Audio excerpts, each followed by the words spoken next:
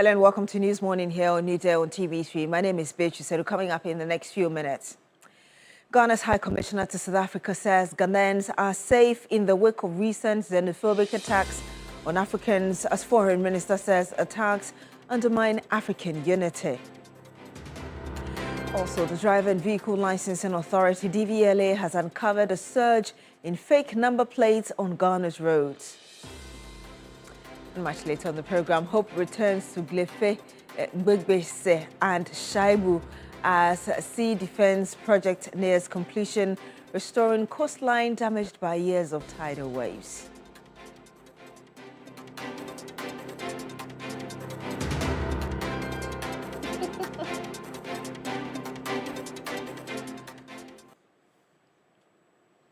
My name is Teshie. Thank you very much for joining us on the program once again. Now, Foreign First Minister Samuel Okudzeto-Ablakwa says the criminal elements attacking Ghanaians and other nationals in South Africa's latest xenophobic attacks are undermining efforts to build a united and strong Africa. Addressing the media after a crunch meeting with the South African High Commissioner to Ghana, the minister underscored the role Ghana played in the struggle for freedom in South Africa, indicating that those perpetrating the attacks must turn their attention to history and the African unity struggle. As Africans, we all know the role we played in assisting South Africa to defeat the apartheid regime. Right here in these hallowed grounds, the precincts we find ourselves. This used to be the International Students Hostel. We hosted a lot of freedom fighters from South Africa and many parts of Africa. Ghanaian taxpayers took care of the scholarships they were provided, the meals they were provided. We issued passports, Ghanaian passports, when they were declared stateless and when they could not travel freely. We issued Ghanaian passports to them, right here in these premises. We extended support, financial support, to the ANC. And that is why when President Nelson Mandela was released, he came to Ghana and thanked Ghana, then under the leadership of His Excellency, Flight Lieutenant Jerry John Rawlings. All of us as African leaders must condemn that. And we must remind those fringe elements who are in the extreme minority that they cannot divide us, that we remain united in our common struggles, in our common destiny, and that our solidarity is unshaken, is unbreakable, and we will continue to band together as Africans. We will do everything as a government to protect our nationals and to make sure that we demand from the South African government to protect our citizens and to keep them safe, because they owe them that duty of care. Just as we will continue to make sure that all South Africans living in Ghana are safe, are protected, and we will not encourage any reprisal attack. We will condemn it, and we will not even contemplate. Meanwhile, Ghana's High Commissioner to South Africa, Benjamin Kwashi, says Ghanaians are generally safe, but have been advised to stay away from public places for the time being as the situation is monitored. It's been scattered all over South Africa. It's happening in the Eastern Cape, it's happening in Durban, it happened in parts of Pretoria North, which is in Gauteng, the capital. And the main demonstration that was held today was held in Mthatha in the Eastern Cape. I can assure you that everything went well. There was no Ghanaian business that was affected. There was no Ghanaian citizen that was attacked. We issued out an advisory note to the community asking them to stay off work today and ensure that the people could carry out their demonstrations. We've been told clearly that it has been peaceful. Our citizens in that area have not been attacked. They've told us that they are home, they are safe. We keep tab on all of them. And in other provinces as well where these are happening, we've made sure that we keep consular services open to them. We regularly speak to their leadership and speak to the members of the Ghanaian community in those various areas as well. I can assure you that situations are returning to normal. We have been told of possible demonstrations that are going to happen in the days ahead. And as a mission, we are doing everything possible to ensure that no Ghanaian is affected adversely. Back in Ghana and in Parliament, sponsors of the Human Sexual Rights and Family Values Bill, widely referred to as the Anti-LGBTQI bill, are pushing for its swift passage, insisting the proposed legislation meets all necessary legal and financial requirements. At the start of public consultations aimed at gathering stakeholder input, the sponsors emphasized that Ghana should take inspiration from other African countries that have enacted similar laws. Ghana is seeking to criminalize same-sex relations, identifying as LGBTQ and public expression of this identity. As well, this bill, when passed, would make it an offense to advocate, support, sponsor, and even promote LGBTQ+ activities. For the second time, this law has been introduced with mixed concerns, but Parliament is seeking to pass a legislation that addresses these varied issues without compromise.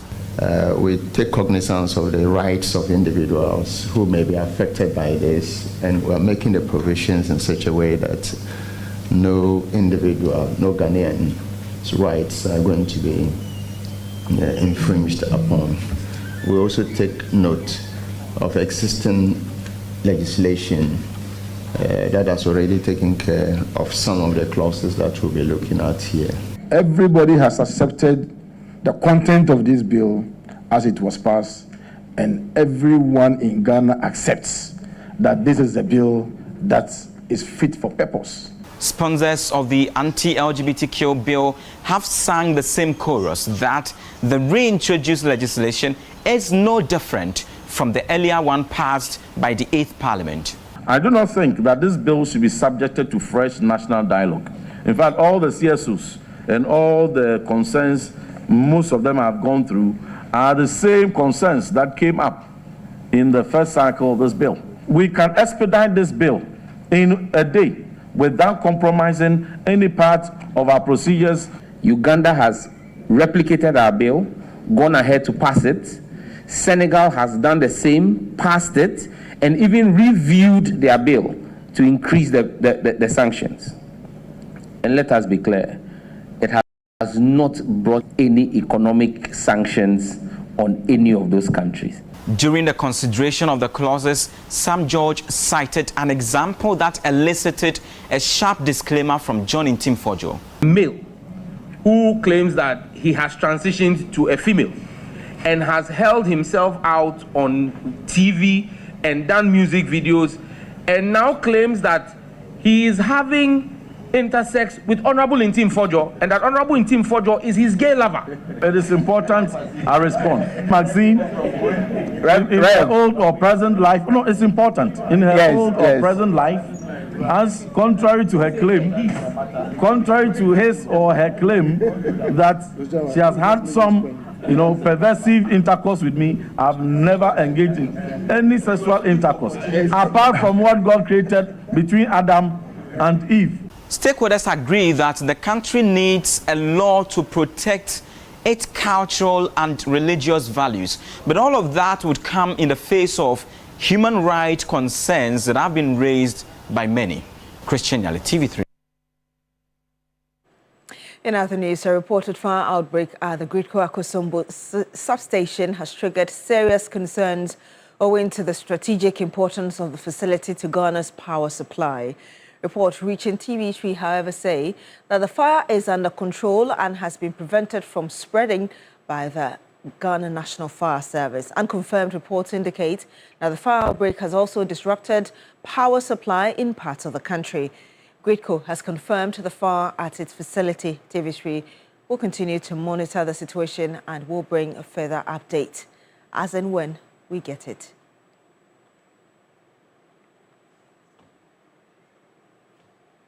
Now, the Driver and Vehicle Licensing Authority, DVLA, has uncovered a surge in fake number plates on Ghana's roads, estimating that over 30,000 vehicles operate daily with forged registrations.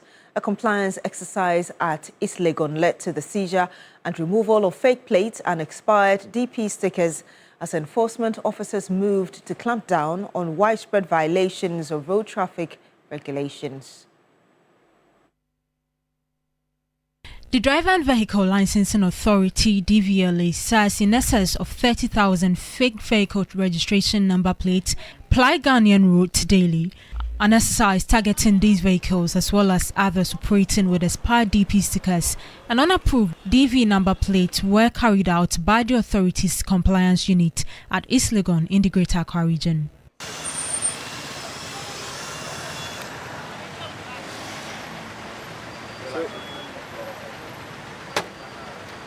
Assistant Manager for Compliance and Enforcement at the DVLA, Kofi Ansah Apentin, addressed journalists after the nearly 4-hour exercise. We were able to identify forged DV plates in our system and a lot of expired DV plates. In fact, that was the highest we identified today. But the compliance and enforcement at DVLA is happy because we're able to educate the general public and some of the customers on where they can get the plates and some of the features of a forged plate. You find a lot of them not really happy with our enforcement. So it's up to us daily to be very assertive to our customers. It's important to give them the right information for them to understand why we're on the road. The enforcement team also carried out sensitization for motorists on driver and vehicle safety, as well as the implications of fixing fake registration plates. Last week, a similar operation at Tema Port led to the seizure of 40 newly imported vehicles assigned inappropriate DP stickers. Now, hope has returned to residents of Glefe, Begbeise and Shiabu in the Ablekuma West municipality as the sea defense project in the area enters its final phase. A visit to these coastal communities reveals a remarkable transformation. The once devastated coastline is gradually being restored following years of destruction caused by tidal waves. In 2001, residents of Glefe, Begbeise and Shiabu were among several coastal communities in the Greater Accra region hit by severe tidal waves. Large portions of land once used as playgrounds and home to several buildings were swallowed by the sea. Over 100 meters of coastline was washed away, displacing families and destroying livelihoods.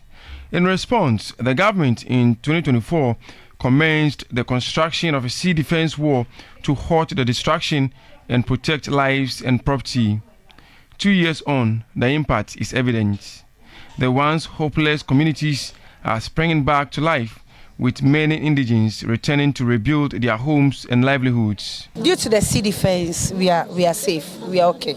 Everything was not good, but now we are safe, we thank God. And whoever initiated the defense, we thank them. Sea defense, fine. The construction of the sea defense has brought us so much relief. The entire coastline was almost consumed by the waves. The municipal chief executive, George Kwakwaloti, says the project will not only protect the shoreline, but also help reclaim lost lands over time. I can confirm that the tidal wave has stopped destroying properties here because of the groans. You know, the purpose for this sea defense is to reduce the tidal waves. And since they started, it has reduced it. And basically, the sand has started growing. The contractor is that over time, the sand will grow up to the level of the sea defense, and then we reclaim the land. He, however, expressed concern over renewed sand winning activities along the beach, warning residents to desist from the act that could undermine the project. People are winning sand with sacks, not like before they bring trucks. So they are left with the last groan, and then they are done with the sea defense here. The issue now comes back to the assembly to make sure we ensure that people will guide this place so that the residents will not wind sands anymore. Meanwhile, other coastal communities such as Teshie and Nwa continue to battle tidal waves, with residents calling for urgent government intervention before the situation worsens. Joseph Armstrong, Good Alibwe TV3. Begbeise, Accra. And that's all for News Morning here on New Day on TV3. My name is Beatrice Sedu. Thank you very much for joining us on the program. Do continue with us on New Day.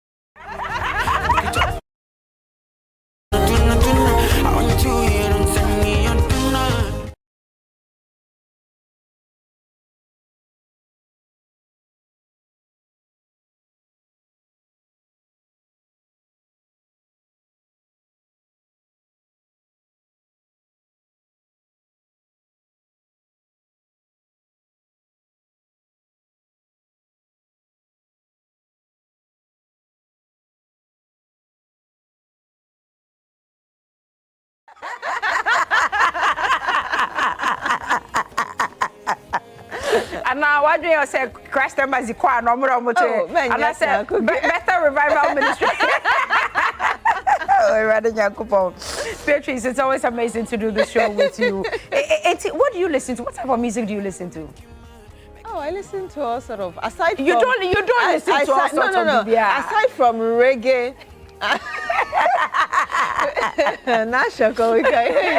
Aside from pop and you listen to pop music? No. Aside from pop and reggae, I listen to all others. Okay, so you don't listen to reggae at all? No, I don't. You don't like listen reggae. to conscious music? No. Oh, you're missing a whole lot. Yeah. No, seriously, you should listen to conscious. Conscious. Conscious. No, not conscious, so conscious music. Conscious. Yeah, that's like you should listen Patwa, to right? reggae. Yes. I have a different feeling when I listen look to for reggae. a Lucky Dube song, you know, like look for Lucky Dube Mama. I know it will resonate with you. Yes. What's that say? Generally, I don't listen to reggae. Oh, okay. I'm sure you've got your own reasons. Yes.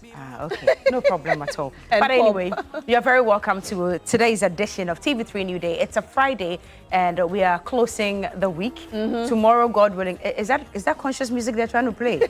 Anyway, tomorrow, God willing, we don't have to wake up at 3 a.m. Yes. Tomorrow we can sleep kakra. But major congratulations going out to our girl Regina Van Helvet. Yesterday you turned upside down the internet, and we are happy for you and your union with Dr. Chris. Regina Van Helvet, congratulations to you. We'll look for those pictures and put them on the screen, but congratulations to you, Regina. She's tied the knot, the big one, or the closing ceremony is tomorrow, Saturday, and we're wishing you all the very best. God bless your union. God keep you together forever in Jesus' mighty name. Amen. Amen. I saw the pictures and the videos. Amazing. Very lovely. Amazing. And so many people, like you said, were posting. So the internet was just filled with them. Yeah. Very lovely. Yes. Congratulations to you. Yeah. Anyway, what do we have for the big issue this morning? We're looking at the CSOs. You know, CSOs have now come up. They are making their voices stronger now. And this time around, asking the president to stay off the special prosecutor's case. We'll get to find out really what's exactly they mean by asking the president to stay off. And yesterday also, there was a directive from the MPA. We heard from the Chief Executive Officer, Edigi Tamaklo, saying that they were taking the Galamsey fight to fuel supply because they realized that in as much as these groups like NIMOS and the rest are going into the forest to stop them, they find out that apparently there are more OMCs, quote unquote, fuel supply stations within these areas as against the number of vehicles that these communities ply in. So they want to deal with the source of fuel. So they are able to kind of take in the Galamsey fight to another level. So we'll be looking into these, interrogating them. Of course, Joseph Akavle will be handling the panel this morning to look at that and whether that's one of the strongest ways we can deal with this illegal mining fights that we've been fighting for quite a long time. We don't really seem to see the end of it. Yes. Okay. So we'll be looking into that for the big issue. Yesterday was a huge day in the world of sports here in Ghana as well.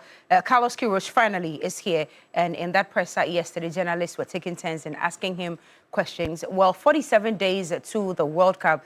There's no time at all. But time will be no excuse for him. He knew that there was no time, and he took on the job. I think it's a 4 or 5 months contract between now and the end of the World Cup. Well, keeping him or retaining him would depend on his performance at the World Cup. So we'll see about that. But when it's time for sports, we'll bring you all the fallouts from that presser yesterday. Carlos Queiroz, I'm not sure if you're watching TV this morning, but this is the biggest TV station, the biggest network in the country. Welcome you to receive Ghana. a lot of info on this station, so please be glued to this station. But welcome Akwaba to Ghana. They gave him a welcome gift yesterday. They gave him fugu. I don't know if you'll be able to wear that on the pitch, but yes, that's our way of welcoming you into the motherland. There's no time at all. What the good news is, however, he is retaining all the workers or all the committee members, everyone on the committee, on the bench, on the management team. He's maintaining everyone, but he's introduced 5 more people because there's no time to not get used to tactics and who is this and who can help with this and all of that. So he's brought on 5 more people who can help him with the job. When it's time for sports, we'll delve into all of that. But thank you all for joining us. All our regulars, we know that you're watching this morning. No time to get into the names, but you do know yourselves, and we want to appreciate you for waking up with us every day from 6 to 10. It's Friday, and Cash Money Cookie, I'm here. And ever since I came back, I've been trying to, revamp the whole Cash Money system to give you a lot more. So let's do it this way, today being Friday. And I promise I'll give all the amounts I'm going to mention to other people who will win today on the show. I'm not going to do anything off air. It means that you just have to start early. I will start early. Yes. Because when I tend to give it off air, many people do not believe that it actually goes, but it goes to the recipients. But today I'll do everything right here. So *439# is the code if you're a Telecel or MTN subscriber. And 3 of you are walking away with 2,000 Ghana cedis. 3 of you walking away with 2,000 Ghana cedis. So please get in the game now. You do know that the more you play, the more your chances of winning. And expect that I'm going to give you 2,000. No, play as many times as possible. Please encourage me to give you the money. If you play, I would also play my part. I'll give you the money. So *439# if you are Telecel or MTN subscriber. You are choosing, which option are we choosing today? Coco, we are choosing the normal option 2. Please don't choose option 8. You are choosing the normal option 2. Next week, when we get into May, when I start the mega jackpot, then that one you can start selecting option 8. But we are still prepping and getting ready for the mega jackpot coming your way from May. I'm revamping the whole cash out system from the 1st of May, increasing the number of people who win and increasing the amounts as well. So for today, 50,000 before. Mama, 50,000. Yes. You know me already. Yeah. I'm good for it. So please, *439# if you're a Telecel or MTN subscriber. Please choose option 2 today. Follow the rest of the very user-friendly prompts, and we are good to go. But for this morning's segment, we all watched that documentary by Na Ashoko, dubbed or themed the Teshie Landing Bay. Very sad one. And this morning, the fisher folk from Teshie have joined us here in studio to have a one-on-one discussion, have a feel of what this whole landing bay site in Teshie has cost, how they are dealing with it before, after, and during, and all of that. They are here to have a conversation with us. So one fisherman who's been, of course, affected by this is here. And unfortunately, another woman whose child has been gone missing for a very long time is also here to hold a conversation with us. Let's get ready for this morning.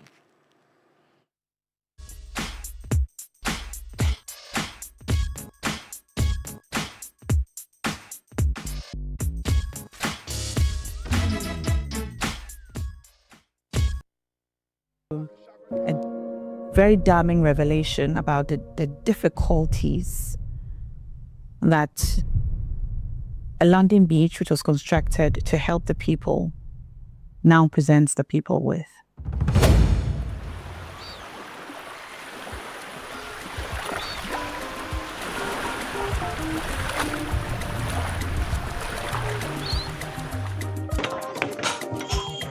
I love Teshie. I'm from Teshie.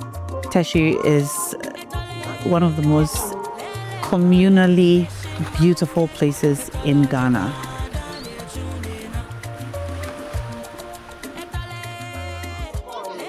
You cannot talk about Teshie without talking about fishing. For the people of Teshie, fishing is not just an occupation. It has a heart and soul. Curious to understand this life, I joined the fishermen in one of their expeditions, and what I witnessed was eye-opening.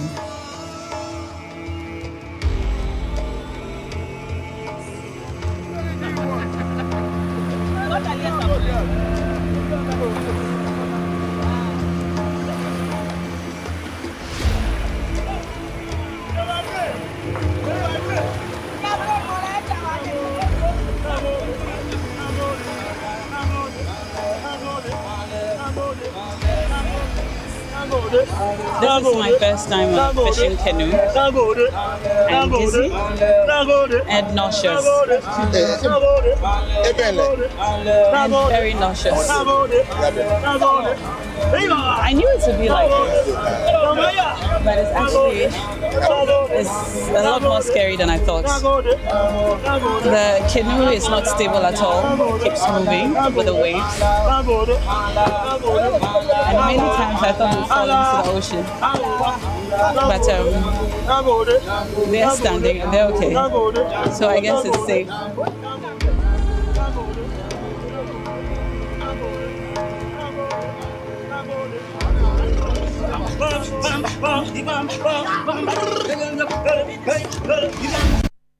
And nauseous. And very nauseous. I knew it would be like this, but it's actually a lot more scary than I thought. The canoe is not stable at all. It keeps moving with the waves. And many times I thought we'd fall into the ocean. But they're standing and they're okay. So I guess it's safe.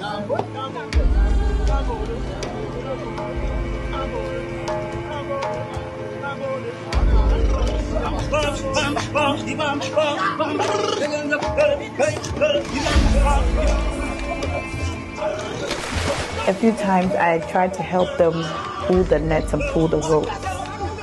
My palms after 10 minutes were all sore and I could feel pain in my back, my palms. I began to feel a little seasick. It was all so much, but the men, the fishermen, for hours they pulled the nets.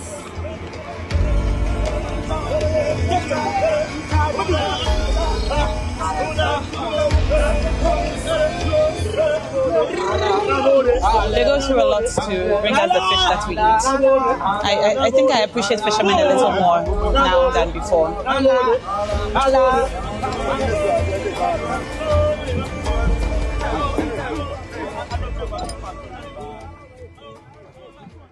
And that's the documentary called Teshie Landing Bay by our very own Na Ashoko. So for the purposes of this interview today, maha inhe Ghana name, it was macha inhe Na Ashoko. So Na Ajele, that's your name, correct?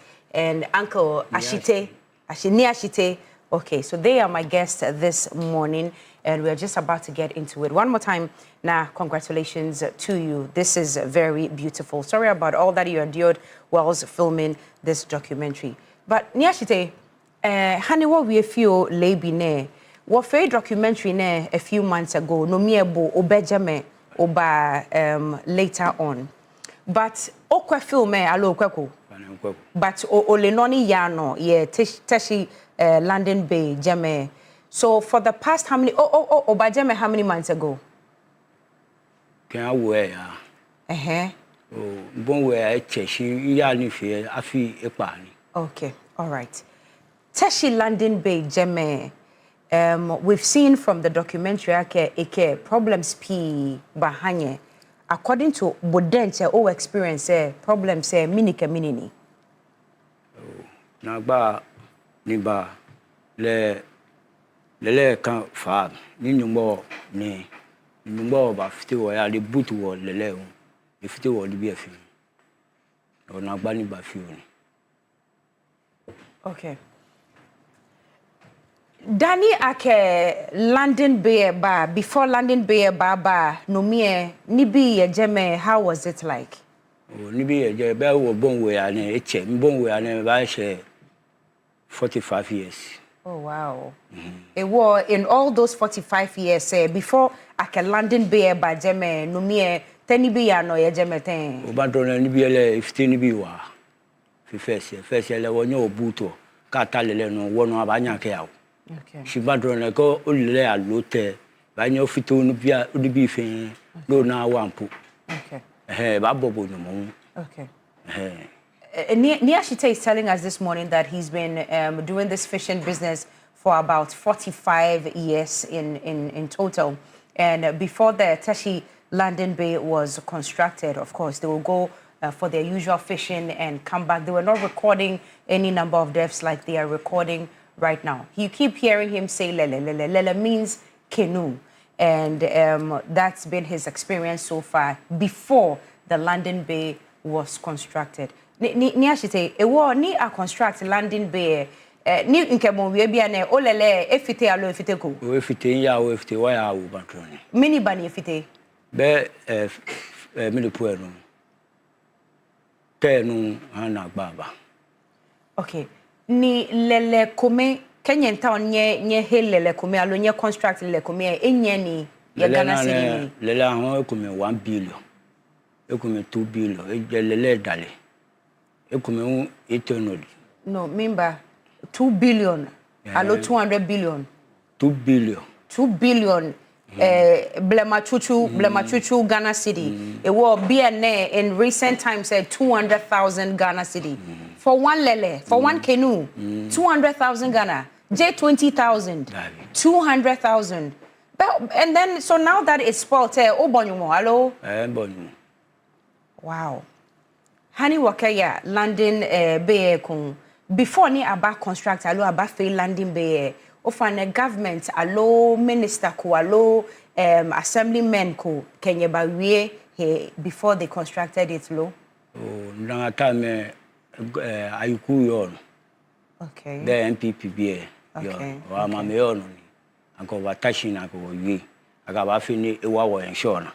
China fe na bu e wo bi fin. Oh, ewa akenya wie. Ako ba wie. Okay. Ona go wa la go be na wa fi be ba wa wo bo. China fe na bu ewa wo. Okay. Wo MPL uni ba se pene. Okay. Le we ke government ba, le we ke ba wie kuni. Okay. Iba sa e han wo. Chiba to no wo bo to ake ba nye isa wo. She guys nye sa be ba do le tenu ato eje le ifite wo ni bi wa re che. Ye mi pe ifite me kuma no da ni ba she no. Ni metam ni olele ne tebibi ifite olele. Oh, ba she ni ji edwe. That's about 5 months. Hello, 5 months. Okay. So I'm trying to establish whether government or some officials sat with them before the landing bay was constructed. And he's attested to the fact that, yes, they sat with them, and he mentioned the name of the MP at the time and said that they sat with them and explained to them the use of the landing bay. But unfortunately, after its construction, we can all see the effects that we are all experiencing right now. So I asked him when his canoe got destroyed, and he said about 5 months ago. Now, Nat tells us, or we all do know, that this documentary was filmed last year between November and December. So it means that it's still happening. We're in April. May is just around the corner. So it means that even after this documentary, they are still experiencing the demise of people, canoes getting destroyed, and all of that in that enclave. Ni ashite mashibo fio ni maba na ajeleje na lebine oyejugba. Ta chobilete. Ofa no tole naftali ni mama mate. E wo shin ata atole ni chole. Shin atole mama. Mama. Ni in my mama you obiane. Mama insho kelete. For how long now? Oh, 6 months. 6 months, ne? Ni before it happened there, nye yashia, nye yeni alo, nye fe, meaning ye feel, Danny. Bine happy age school eba. Okay. Ne ike ba ye come ke floor. Ne ke o min sumo floor sin sumo come mene kena. O mi aye come ke kena, le uni aye come ke floor hanle. Wo ye pesha tin sin FM. Ne ke o ma min hwe ye twins.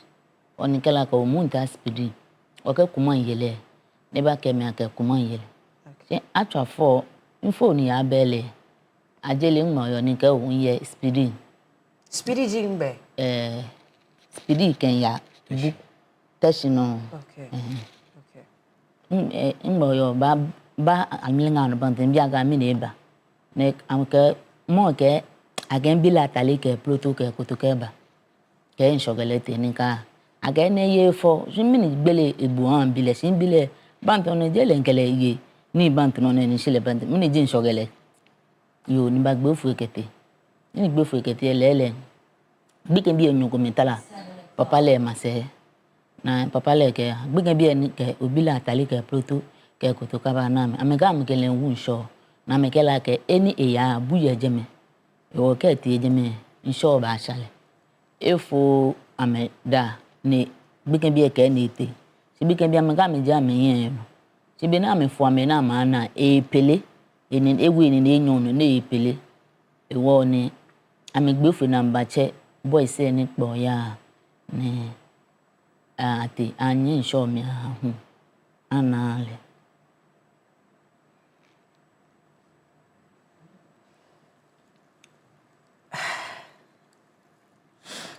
No. Bono. This is a very difficult moment, and she's been going through this for the last 6 months. And according to her narration, her son, Ni Mama, went swimming with 2 others.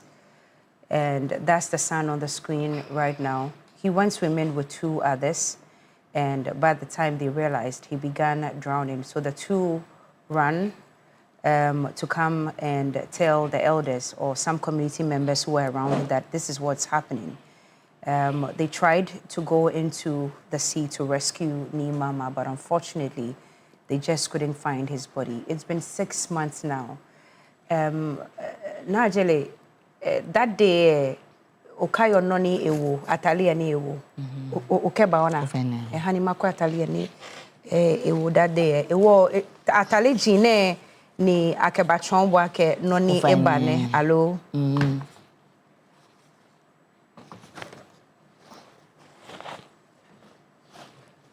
Okay.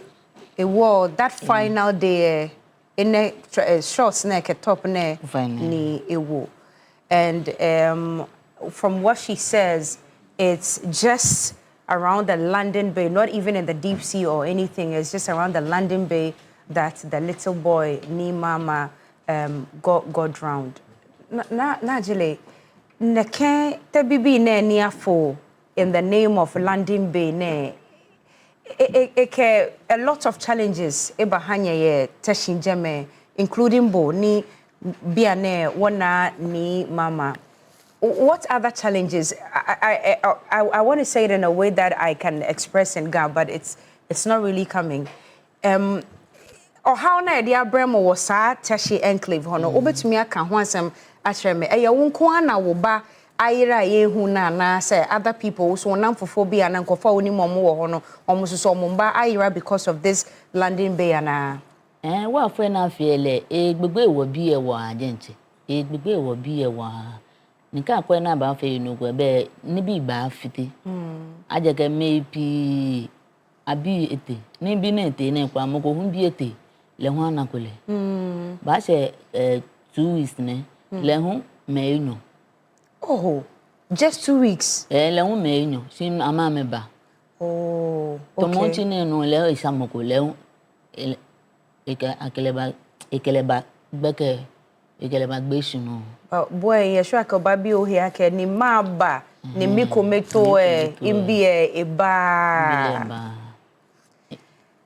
ewo noni okay eba gbe shin 2 weeks ago unfortunately hu egbo alo mi male le hu egbo ewo mini nye fio ye sane ne he sane ne wo wie ya hu so wo le gbero ni ba tun ni wo government tanu ne ba mi ba ke nye wie he hu nye wie he ke twon na mo alo ke na mo na me ke ni nye ka metashin wo meneni yo ma wo je na chole mene abi wala change le assemblyman okay le ke bisane ba wa yu o chon le nbi na sane ba ne nke ya han le shin efe no ko yehe efe no ko yehe alo enye efe no ko yehe difference ye enye efe no ko yehe akeni sane ba sa ke man report to police shin mo mi feel ake kele assemblyman yin ni wote e ba fe fan shin mo ko meto we mi feel ani be hwe mi kente ameba bi mi ni bi ko meni shona kaji assemblyman bo kemte bo ye no ni bo ba ka me ke ni bi shin wie a hu efo mi waje meni ani mi fu ake ninya ba vote no nyenye ma se je no ko bibio ne mi ajegba je mi wa je nche ye ne ken ndc ne she mi one city pona ko yem wo ka jisan e ba ni bo ba nyense ni abagbesa ne na no nyense o hi the next 4 years ke mene ba mu kwa ga ba nyense adon o voting ha me don o vote po o for like o ako ya no ya voting dabi da ajegba jemi wo je kukudu bi fa ye jen le ku ejin kukudu bi ale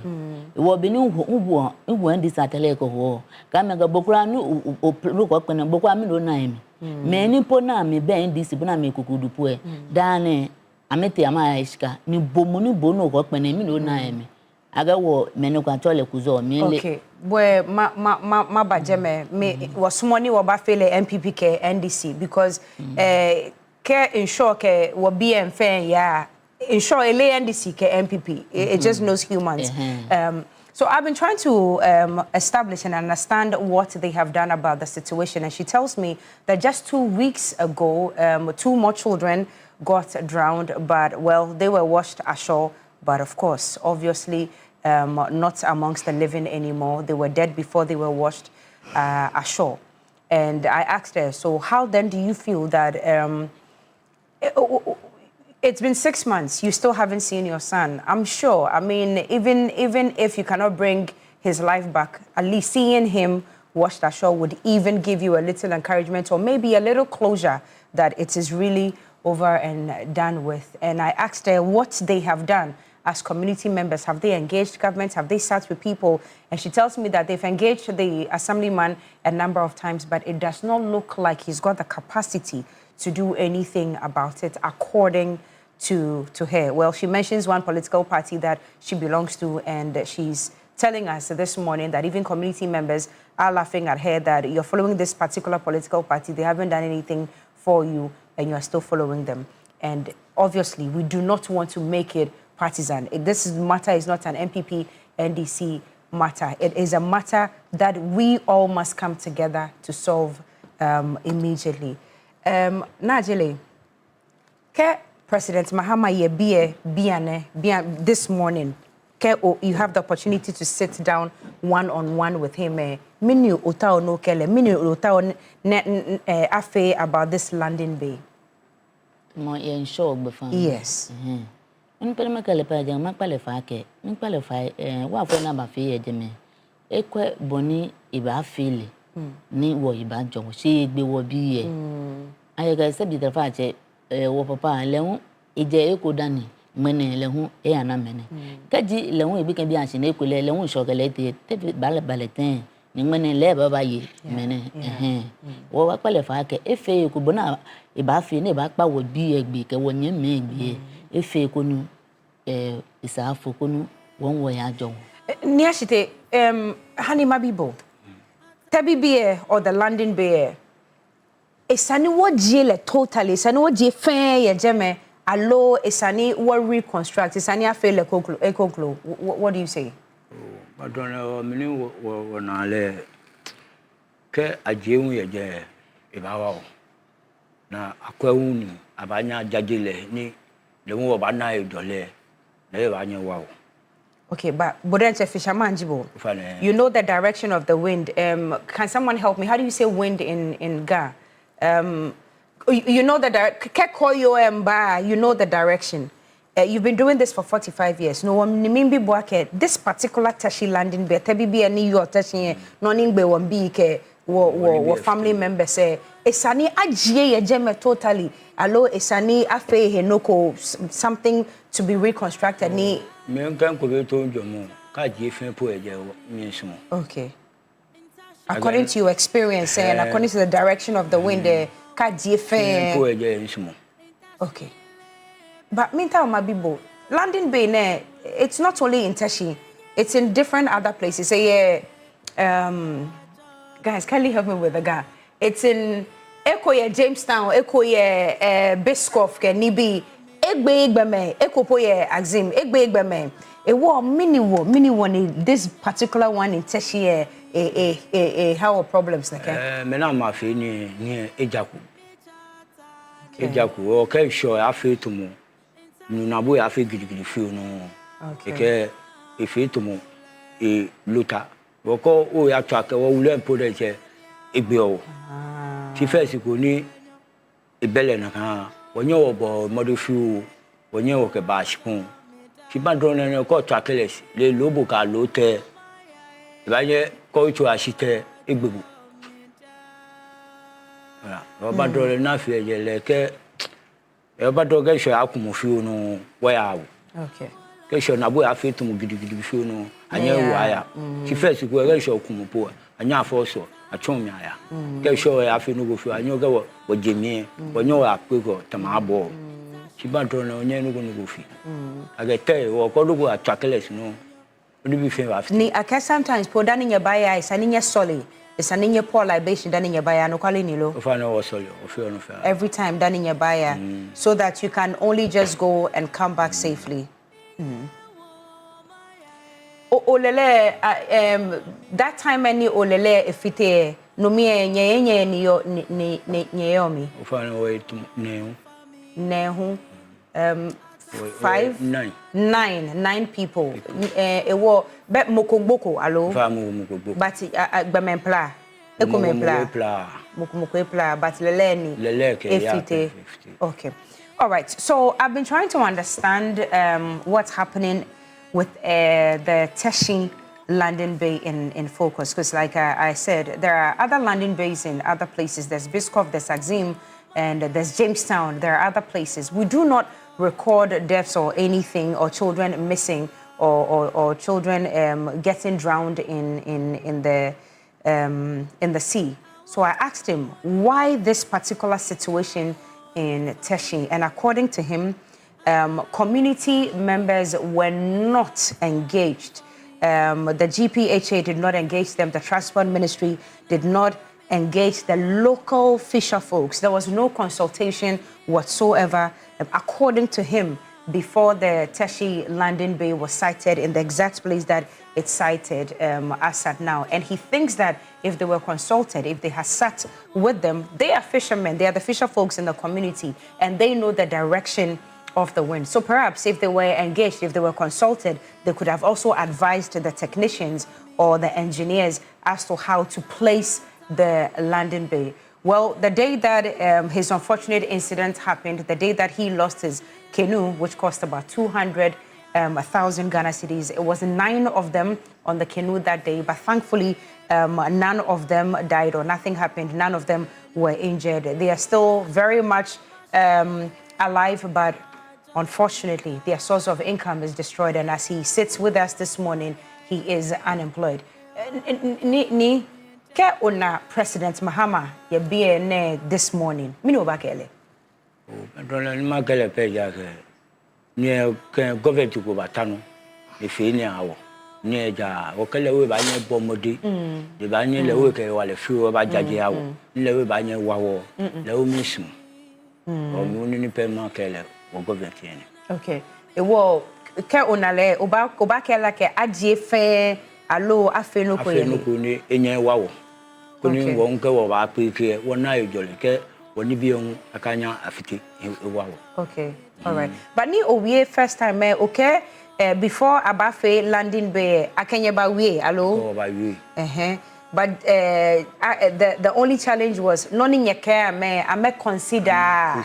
Na me fi aga organi bi ahwe nwi. Okay. Aga me to take ajengbe. Okay. She wo you am gaje wo ba chunu wo. Okay. Be I feel I'm gamu ya fe na me chiso. Noni nyeke me they didn't follow through. Amekachuni. Noni nyeke me amekachuni. Okay. So a little bit of correction, and forgive me. I'm struggling with the language this morning. So forgive me. It's my fault, and I take full responsibility. So it's not an issue of non-consultation. They were indeed consulted, they were spoken to, but according to him, the advice that they gave the engineers, advice that they gave the GPHA and the Transport Ministry was not quite adhered to. It looks like they had their own way of constructing the landing bay, and they are also thinking that because they are the fisher folk over there, if they had listened to them about the placement or about the direction in which the landing bay could go, it would have been a different story altogether this morning. It was new okay when we be an ochuni oya and show. Ofana walele ifti waya ifti waya she yala was sale bibi. Yes, sale bibi. It was kemokontao ne wabo to mend it. No basa any new here to mend it. Come go to a woman in the Saya can be fair. Lege here to 150 million. 150 million. 15 is that 15,000 or 150,000? 150 million. 150 million old millions. Okay, so I think that's about 150,000. Ofane oyanga kabi. Ni Ameya school. Obiye Ameya school. Okay. Ni tell theater no opay me school fees. So how many any can it be now that you're not working? I might lay you where I go. But don't lay a time a few. Okay. Okay, none will fear. Okay, Hame. All right. I'm asking how he's been getting by, how he's been able to take care of his wife and children. And he says, well, it's bits and pieces every day, handouts here, handouts there, and he's able to make ends meet. But it doesn't look like it's enough to sustain the family. Najele, that's how you say it. Are you married? Other children. Do you have other children? I'm 4. Oh, okay. So it was 4 of them, and then now you have 3. Oh, it's all boys. Okay. It was to feel 10 you or kwame. I'm a aunt. Okay. No many pay your myself. Okay. Ni bure nche mini ofio. Me queen born. Okay. Do you still do it as of now? You don't do it anymore. Ne Jamie and a kind. Scanning a 20. Here. Ba. Pata. Or be an kema yeni ewa. Jacqueline Mugoni letting kill you for Mabile. Than a bam. You can make an arm where animatation living can shake back. You know, Konokoyakom, Yanaka Tratomo, Becca Sevi. Danny Mugoni Lily, Nigella you for a drinking in gay quam. They can be more incident in gay drink. Danny incident kept my home. We'll activate the phone lines now so you can also engage with us. But ni ke najele nye yuwadwa ke nyeka wabawie this morning to give us a better understanding of what's happening at the Teshie landing bay. One solely ake Danny Woba by the time we sleep and wake up tomorrow we will see ni mama washed ashore by some miracle. But ni bohu noni Wobafe let me just say it in English. Thank you for joining us this morning. What we can also do as a TV station to help you to help you to move on, that's what we would also do. But Ibahi, by all means, say Ibahi. If forever, it's going to change. Well, thank you so much for joining us this morning. Nia Shrifi and Najele joined us this morning from the Teshie landing bay, that documentary that was brought to you by our very own Na Ashoko. Forgive me for struggling with the communication this morning. Guys, not my first language, and I can only try. But we do have a caller on the telephone lines. Hello, good morning. Good morning, PPC. Yes, your name and where you're calling us from? My name is Abdul Manan, calling from Wa. Manan, let's hear you. Okay. I would like to greet your guests who are currently with you and to the general viewers of TV3, and to say that they should take heart. Sometimes God do some of these things just to test your faith.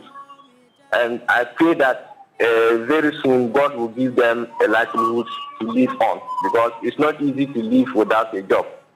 And I pray that sooner than later they will be able to get a canoe or something else that you'll be able to rely on to feed his family. But let me use this opportunity to extend a greetings to some few people. My honorable member of parliament, Honorable Mohammed Adam Sokaro. I think we lost Manan. Manan, very sorry. Okay, well, thank you very much for sitting with us this morning. Monitra eke in Kenya ke nyanatri Nofia no bafe okay, and especially to you, okay, sometimes God knows best. It will Nofia no bafe okay. Oh no. All right. Remember to pack up your day with the Milky Way with the rich, smooth taste of Peck biscuits. Is available everywhere here in Ghana. Peck milk shortcake is in every corner store. Get some for yourself and for your loved ones as well. We'll take a break now. We'll be back with a big issue.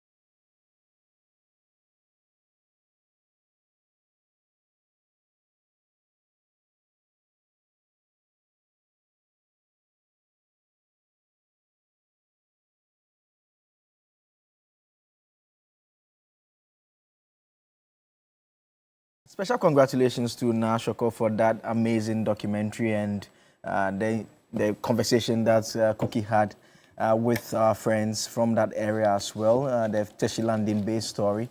If you've not seen it, it's on our various social media platforms. Very beautiful documentary, well put together. The pictures are amazing. And more importantly, they tell a very touching story, a reality of the people. A lot of the times when we undertake major projects, we tend to be so much focused on the results, what we want to do. But a lot of the times it ends up affecting the lives of people in very different ways than we could sometimes imagine. And this is what it's helping so far with that. And so that's how come she put this amazing documentary together to highlight the struggles of the people there. We hope that this will not be the first of such conversations, and more will be done to address their concerns. And so kudos to Nashoko for putting this together. Special happy birthday to Charity Agbenyo Dofo, wishing you long life and happiness from the Agbenyo Dofo family, particularly from your lovely sister, Fidelia Dofo. She says I should extend your regards. Do have a wonderful day, amazing woman there. Let me introduce you to my guest in the studio this morning. Fred Agbenyo is joining us in the studio. It's just by chance I'm introducing him first. Fred Agbenyo, SMP for God Constituency. Honorable, good morning. Thank you so much for joining us. Good morning, my brother. Pleasure to see you. Also in the studio with us this morning, Ebo Bachman. Ebo Bachman is a Deputy Communications Director for the United Party. Deputy Communications Director for the United Party. Ebo, good morning. Thank you for joining us as well. Good morning. It's always a pleasure to be here. Professor Smart Sapon, who joins us in the studio once a while and mostly joins us via Zoom, is with us. He's a researcher and lecturer at KTU as well. Prof, thank you. Yes. KSTU as well. Yeah, Prof, thank you very much for joining us. Yes. We understand you are within reach, so you'll be joining us in the studio a bit more these days. Yeah, I'm in the capital today. Nice. And Ebo must do the needful. You're playing hide and seek. When you come in, you don't report. Also in the studio with us, Kamaldeen Abdullah, His Excellency, former Consul General to the Kingdom of Saudi Arabia, Deputy Communications Director for the New Patriotic Party, with us in the studio as well. Thank you so much for joining us. Good morning, Joe. Well, so last week we had this whole conversation about the Office of the Special Prosecutor. At the time, there had been that judgment that had come from the High Court, and we were all trying to understand it. We had the lawyers around the table share their views on it. We did the politics of it and all of that. I mean, 1 week on, we are still talking about the Office of the Special Prosecutor because the civil society organizations have waded into this. In fact, they have gone a step further to actually instruct their lawyers. The civil society organizations have instructed Merton and Everett to file an amicus brief, basically show up at the Supreme Court and say that the case that is between the Noah Adamte versus the Attorney General, they believe that they should be heard on that particular matter. And so they would have to move that application, but they would have to also attach to it what they want to tell the court, just to tell the court that you have to allow us because there's something that we are bringing that will help you to effectively resolve that. And the CSOs, as part of communicating this information to all of us, did also indicate that as far as they are concerned, they believe that Ghana needs an independent special prosecutor. 3 of the leaders of some of the groups behind have also spoken publicly. We've heard from the Media Foundation for West Africa, Transparency International, the local branch as well, and also hearing from them. In fact, the point that they are making basically is to the effect that they want the government to speak directly, the president to speak on his position on the OSP matter. And so that is the update. The other CSO was CDD. So CDD, Media Foundation for West Africa and Transparency International, their leaders have said that they want the president to state what his position is on this matter to put the matter to rest once and for all. And so that is what will be engaging our attention this morning. And I want to start off with His Excellency right next to me here. 1 week on, last week I was engaging you and trying to point out that it will be difficult for us to find specific government actions that you can say lend credence to an attempt to take out the Office of the Special Prosecutor. We've heard from the CSOs and everything. You still stand by your position last week? In fact, let me say once again, good morning, and good morning to Prof. Yes. Good morning to Honorable Fred Agbenyo, and of course my good brother Ebo, and the viewers out there. Safe to say that we have 2 NDC men here this morning. Nonetheless, we'll still go on with the show. You see, I think we don't have to do this every week. I'm reluctantly cutting you in. I think we don't have to do this every week. But you can go on and do your submission. We don't have to necessarily do this every week. Yeah, but go on and make your submission. Yes, you see, last week I indicated, or was it last 2 weeks, I indicated that, look, there's no single political party since the inception of the 4th Republican Constitution that hasn't got in their manifesto a promise to fight corruption. The NDC talks of accountability, talks of how they can build institutions. The MPP have done same. And that is why I'm just taking the immediate democratic dispensation that we have now, which is the 4th Republican Constitution. We have actually tried our best as MPP.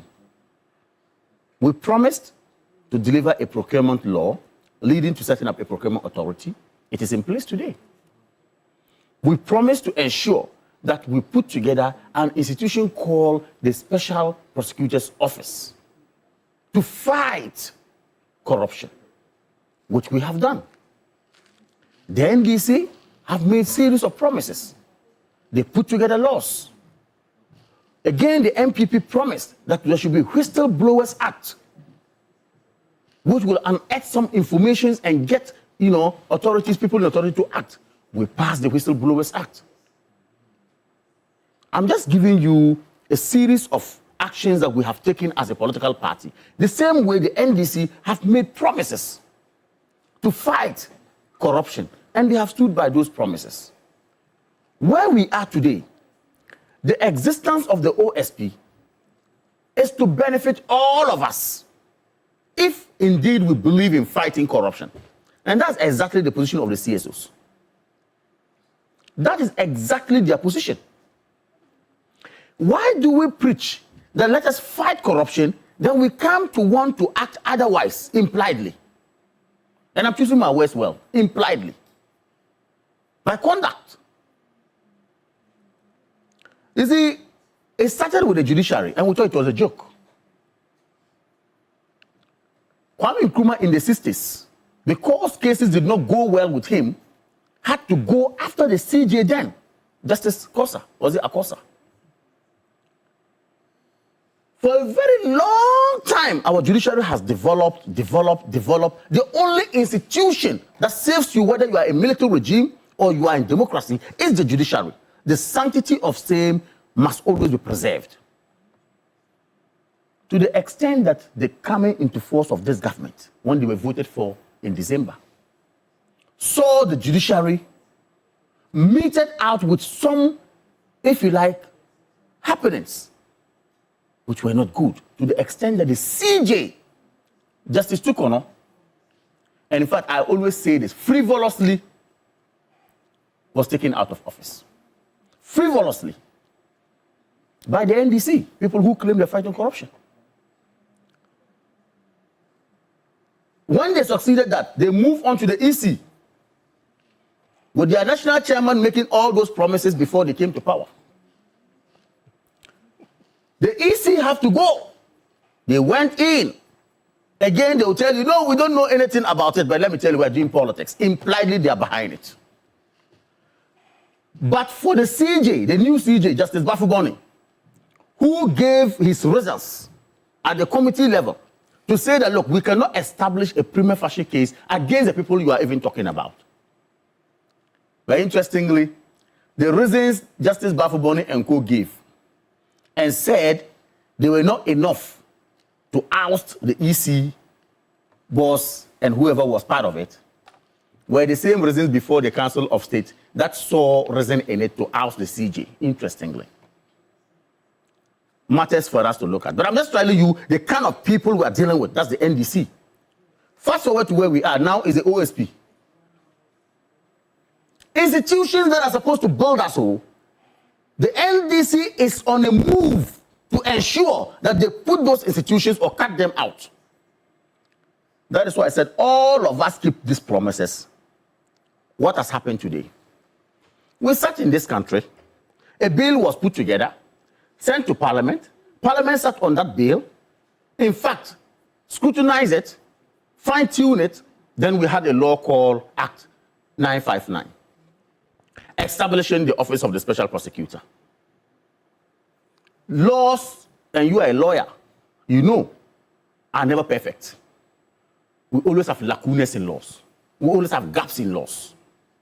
You know it, and lawyers can say it. So if we have realized that there's a gap, that some warrant or some fiat ought to have emanated from the Attorney General's office to clothe the OSP with some powers to prosecute, simpliciter, why not issue that fiat?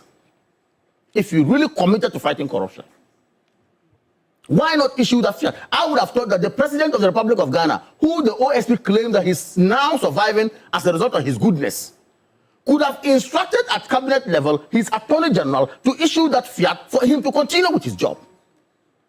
But what did we see? A whole government person who is the majority leader in Parliament, with his whip, had to put together some bill they call Private Members Bill, but for the intervention of the President, who called on them to say, step it down, we would have seen a bill actually under development in Parliament to scrap the OSP. Then the next movement that didn't survive. Somebody had to go to court. Look, we are all doing politics. I'm not saying somebody sent who to politics, but we all know it. People go to court in the name of trying to drive somebody's intention. Somebody goes to court, I'm testing the constitutionality of this. Then they go to court. Then the Attorney General rushes to say, I want to actually be part of it. So if it works like a duck, quacks like a duck, then certainly it is a duck. And I am telling you that these people are aware of what has happened at the NDC. All they want to do is to scrap the OSP. But you see, we have said that, yes, in as much as imperfections exist in law, we might have done our best, but there are some imperfections which we admit. But the imperfection is not enough for you to scrap it, just as the COSs are saying. So I am seconding what the COSs are doing, and our party position is also that the OSP must not be touched. But to end on this matter, somebody would ask, if you say the OSP should not be touched, since when did you know that? Were you not against Kisei Jabeng? Were you not against this person? Yes. That position hasn't changed. President Obama, when he was in Ghana, said something that builds stronger institutions and not strong men. And our position has been, if a personality ought to be put right, let's put the personality right. Look, I'm on record to have said that this series of press conferences by Kisei Jabeng sometime, for me, is needless. You have been closed with the work to investigate. Build a case, proper case, go to court with it. I am on press conference, I am this, I am that, I am going to do next. If you are not careful, people will read meanings into it that would actually let your persona be questionable, and when your persona is questionable, it goes to the institution. But our position is that the OSP must not be touched as a result of the reason being that Attorney General is supposed to issue a fiat. Because when you read the law, Section 4 is very clear. Okay? Section 4.1 talks about how they shouldn't be controlled, put under control. Section 4.2 talks about how he's supposed to get his what? Authority from Attorney General before he can prosecute. It's as simple as that. It's clear. And I saw the judge hinge on Section 4.2 to give his ruling, which of course is very unambiguous. People say that it is a constitutional flaw. For me, he wasn't interpreting the law, he was applying the law. That's my position. Okay. He was applying the law. So clearly, what I want to say is that with a great respect to the President of the Republic of Ghana, we call on him to intervene, just as he did in Parliament. He should continue if he has that particular position in him that want to fight corruption. Instruct Dominic Ayine and his team to calm down, look at how we can issue an executive fiat, which is the executive instrument, clothe the OSP with his powers, let him continue with his job. Otherwise, I will continue to say that the NDC wants to preach virtue and practice vice in public. Let me come to you, Honorable Fred Agbenyol there. And I mean, the last point he ends on is one that some critics have pointed to, that the simpler way out of all of this was for the AG to simply have given the OSP the fiat. Now, the OSP has basically, they are not able to do their work. In fact, this week, we've counted at least 3 cases that couldn't move anywhere because either the courts have decided that, well, because of the processes that the OSP have filed challenging that decision, they are going to hold on till that is done. 2 of the cases, there was one internally that the judge said that the judgment is just not ready. But 2 of the cases, we know that they simply came to a standstill because of that. I mean, if government is not against the office and thinks that the legal framework is a problem, is giving him the fiat not the fastest resolution out of this? Well, thank you very much. Let me say good morning to our curious viewers and my colleagues around the table. Today is the first time meeting Prof. Sometimes it's difficult to debate our colleagues in MPP. And I've always said that all of us are Ghanaians. We must seek the interest of this country at all material times. It is not on every subject that we must become partisan, right? Something that concerns Ghana, something that will better our lot as a people. We should be able to come around a table and discuss it dispassionately, taking away our, partisan lenses and all that. But when we hear the argument that he makes and the way he goes about it, then you are compelled, given the opportunity, to toe the same line or to respond to him. Then the main issue now is set aside. It is important to correct a few things. That the NDC came and then they attempted to remove the electoral commissioner. Why? Is it the first time any attempt was made by any government in this country to remove electoral commissioner? If for anything at all, the first time electoral commissioner was removed from office in this country was under their watch. Or Charlotte Osei was a farmer. Or she was a market woman in Mokola. She didn't work with electoral commission. And who removed her from office? So MPP can do whatever they like, but others cannot when the same facts and reason is adduced. You see, this superiority mentality is a problem I have with them. It's a problem I have with them. They can do whatever they like. They can touch whichever institution they want to touch. Nobody must open his mouth. Nobody must complain. But when we attempt to do same, then they take a very pious position. I disagree completely with the Chief Justice on the decision that they couldn't establish a prima facie against the current Electoral Commission. I disagree. It's not a position I hold and I believe. In my candid view, the Electoral Commission doesn't need to remain in office even up to today. I represent the people of Sandro Kofi Akpafo. That's where he was come from. Yes. Yes. It caused us pain. Yes, it caused us pain. It treated us as though we are secondary citizens in our own country. Can you allow me? Can you allow me, please? It treated us as though we are secondary citizens in our own country. By fiat, he denied us representation in the 8th Parliament. What reason again do you want? What law was that decision taken by her? And so if the Chief Justice comes out to tell us today that they cannot establish a prima facie to go ahead and remove the woman, I disagree with him. Some of us have to return home to talk to the young people, to talk to the opinion leaders, to talk to the chief, to calm them down. You think our people are happy? Is it because it is us? Is it because it is us? If he, the Chief Justice, was affected same, would that have been their position? We treat some citizens the way we like and treat others the way we like. And you come and sit here and pontificate and say the kind of things we are saying. That they remove the former Chief Justice. Why? Are we not governed by law? Is this not the Constitution of the Republic of Ghana? Didn't the Constitution of this country provide for that even a president could be removed from office? Is it not the case? So if the same law has been applied, is it not the same person who told us that the law is the law is the law? And so if the same law has been applied, why are you complaining? Why are you complaining? Why are you crying? Let us be fair to the facts. You see, the OSP, sometimes we don't help ourselves as people. When you are making a law and your target is an individual, your target is a group of people, and the law is not made in such a way that it can live for a very long time, this is a problem that you encounter. Long before the establishment of the OSP, we have argued in this country that the Ministry of the Attorney General and Minister of Justice, we need to look at it and decouple it. That the same Attorney General cannot be the Minister of Justice. This is an argument that we have made time with that number. And so when the opportunity came, under President Akufo-Addo, and if indeed the intention was to solve that problem, so that we have a Minister of Justice that can give justice to all Ghanaians, regardless of their political affiliation, their creed, their whatever it is, why didn't you do it and do it well?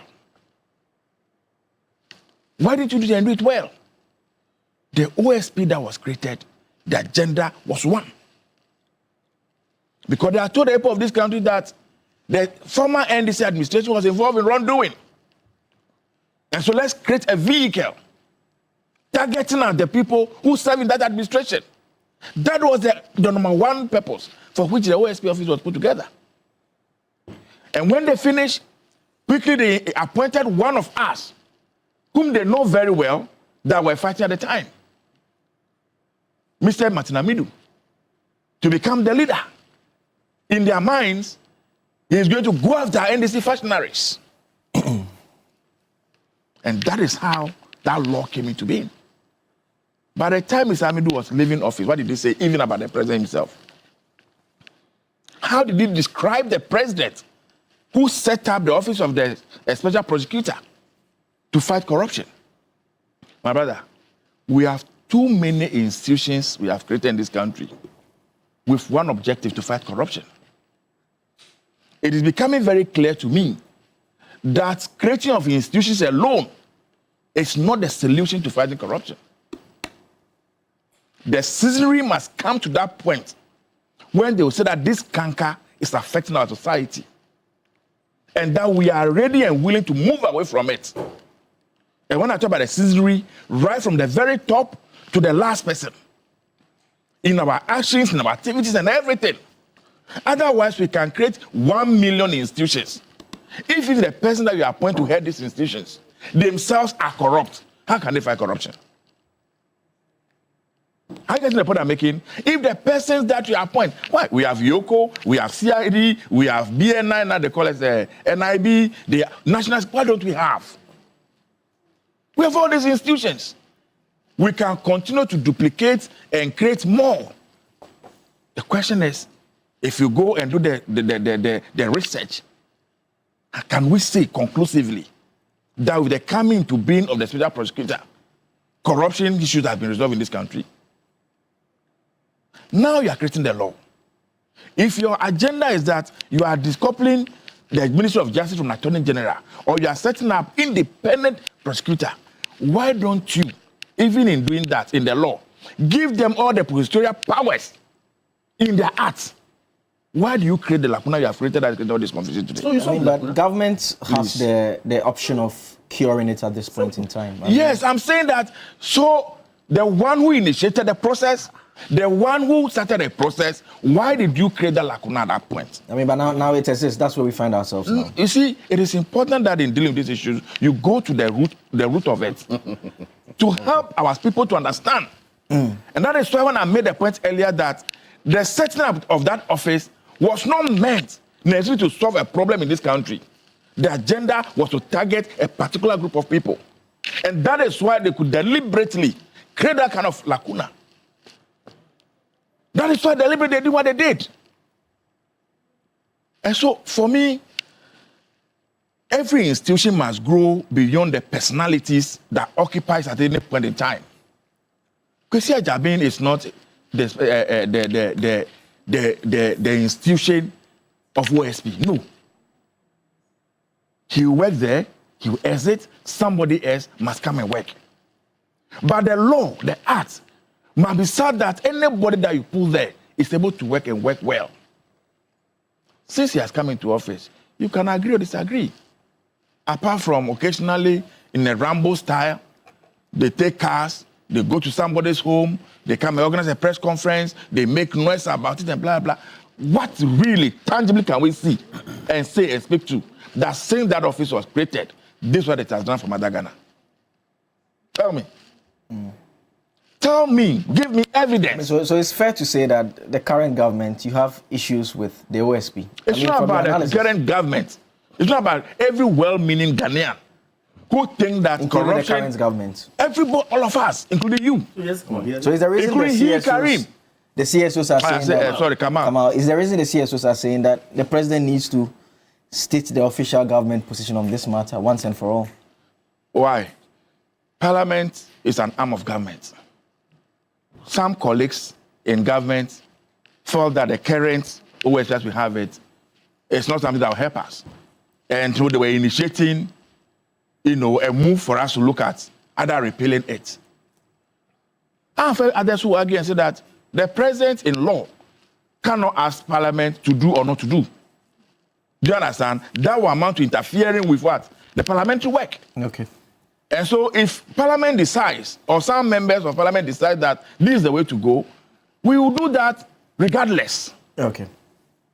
The President Mahama has never anywhere said he's not interested in we having a special prosecutor's office. He has never said that. That is why when even my colleagues took that decision, he made the intervention that he made. And so if you sit back today and ask me that President should come and state the official position, which position do you want him to state? Which official position? Which official position are you expecting the President to state at this point? Okay. We are saying that the people who created the office didn't create the office in good faith. They didn't create the office so it can help Ghana solve a problem. And that is where we are now. All right. I agree with you when you argue that yes, we are now presented the opportunity to correct whatever mistake that might have been made. But don't make it look as though those who are criticizing or those who disagree are wrong. All right. In a democracy, people must be allowed to express their views and opinion on a matter. So the fact that I disagree with Ebo on a matter doesn't mean that I am wrong and he, Ebo, is right. Based on the facts available to me and my well view of the subject matter, I can take a position. Okay. People within NDC can say, you know what, this OSP, we don't want it. Some other people within NDC will say, this OSP, we like it. People within NPP, some will say they like it, others will say they don't like it. That is democracy. Okay. But where are you trying to make it to land? To look as though anybody who disagrees or who thinks that the OSP should not remain in its current form is against the fight of against corruption.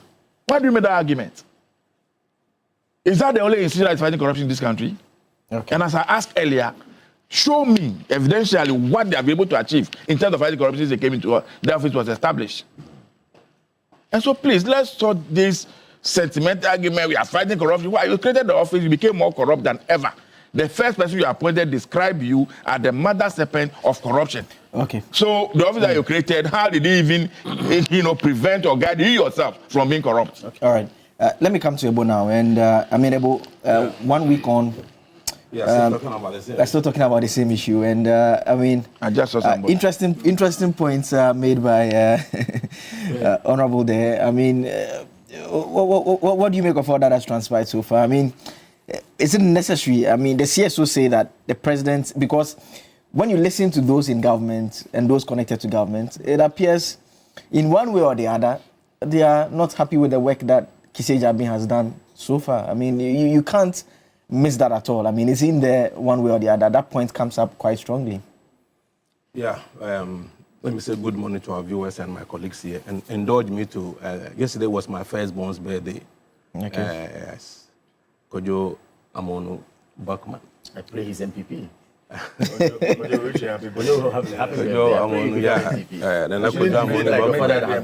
Yes, and Nana, this one is coming from Daddy, a special one. Happy birthday, belated one. And let me also say special good morning to Mr. Frank Hatch for Oguakoto, the owner of Hatchland City and Hatchland Beach. Mr. Frank Hatchful, good morning to you this morning. And let me say this. You see, you made a mistake. The day Mr. Martin Amedu described Nana Akufo-Addo as the mother serpent of corruption, you should have demonstrated in this country to scrap that office, of the office of the OSP. We should have known from the very beginning that this office was going to be a problematic office. It was not established with good intentions. I've said it here, time and again. Because we can't have an office whose mandate is to prevent corruption as well. Yet, under MPP, the kind of corruption we had is unprecedented in the history of this country. So why the office? The day I heard Kisei Jabin say that when Xenophobic was running away, he saw him leave, but he was powerless to stop him. I said, this office is needless. Last week, I made a statement here. I said that office is superfluous in the sense that what we need is an independent body, independent anti-corruption body that cannot be controlled by Attorney General, that cannot be controlled by the President. That is the only way we can effectively fight corruption. But let me come to the issue. You see, if you look at the topic we are to discuss, they say CSOs demand President Mahama backs off OSP case. On one hand, the President should back off. On another hand, the President should make intervention. Understand it, though. I should understand what? This is, on one hand, they say the President should back off. On another hand, they say the President should intervene. So what are we talking about here? In any case, let's be honest. If the President has ever made any public statement in relation to this issue of OSP, it is when he said the people who wanted to take this matter, who wanted to start a process in Parliament to scrap this office, it was the President who asked them to stop that. That is the only public statement or public action that we've seen the President taking. Apart from that, what has the President done? Has the President made any public statement or has he taken any action that suggests interference so far? No. So why this call? Why this call by the CSOs? I mean, we are dealing with an issue that is fundamentally legal and institutional. And the President cannot control issues that are in court. The President cannot control issues that are in Parliament. We are practicing separation of powers. So we should allow the laws of the land to run their natural course. So I don't see the CSOs, what they are trying to achieve with this. In any case, are they really happy with the kind of office we have? The special prosecutors, are they really happy with the kind of office, how it is structured? Are they really happy? I mean, so let's be honest. If you are discussing this issue, let's, as much as possible, let's be dispassionate about it. All of us want to fight corruption successfully. You see, Kamadin said something very ironic. MPP passed the Public Procurement Act, this Financial Management Act, this office, OSP, whistleblowing, you can mention them. All of them are geared towards anti-corruption activities, right? Yet, under Akufo-Addo Bawumia, corruption was the highest ever in the history of this country. So what are you talking about? So my position is very clear, and that's the position of the United Party, that if you really want to fight corruption successfully, let's touch the Constitution. Let's look at the provisions of the Constitution that we can touch to make this fight against corruption so efficient and successful. We can't have a situation where, as we speak, the OSP feels so big to request for authorization. The Attorney General also feels you have to ask before I give you. Then, as somebody will say, you koya na you buy. So we have a very serious case before us because we have money. People have stolen. People have stolen from us. People have really stolen from us. Look at the national service issue.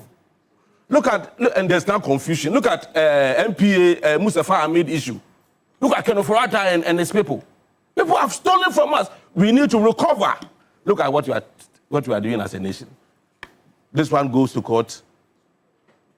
I'm appealing. Instead of you to just write, okay, you said I should ask for the authorization. I'm writing for the authorization so that I can continue. You said, no, I'm going to appeal. I mean, does it make sense to anybody?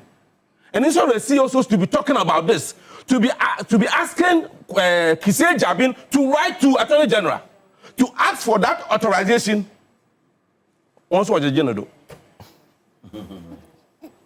You see, you should be serious in this country. Honestly speaking, sometimes I get fed up. I get fed up. Oh, Ghana. Kwame Nkrumah's Ghana. It's so sad. It's so sad. So, yes, we have said that what we need is let's touch the Constitution and make our anti-corruption office truly an independent office. Let the occupier of that office be someone who is not appointed by the president, who takes his or her prosecutorial powers directly from the constitutions. Let's consolidate all our legislations, anti-corruption legislations. They are all scattered. One case, you don't know whether it is supposed to be handled by Shraj, supposed to be handled by Yoko. I mean, there's confusion all over the place. So why don't we consolidate all our anti-corruption legislation into one comprehensive legislation? Why don't we also collapse all our institutions? Confusion all over the place. Sometimes I ask myself, so Attorney General is handling this case, and OSP is handling this case. I mean, the same case couldn't Attorney General have handled them, or couldn't OSP? So there's always confusion as which case should be handled by who. Why don't you collapse all the institutions into one anti-corruption institution? So that that's what happened in a matter of Teshie case will never happen again. That an institution will start a prosecution, then say, no, it doesn't fall within my ambit anymore. So now it goes to another person's office. Confusion all over the place. I mean, the CSOs, if they have something to say, something to do for this country in respect of our fight against corruption, they should rather sit down and see how we can touch the Constitution. The process, the constitutional review process is still ongoing, isn't it? You should go back and look at articles and provisions in the Constitution that can be touched to make corruption so expensive in this country. For me, that should be the way forward. I don't like the way things are going. Everybody is showing off power here.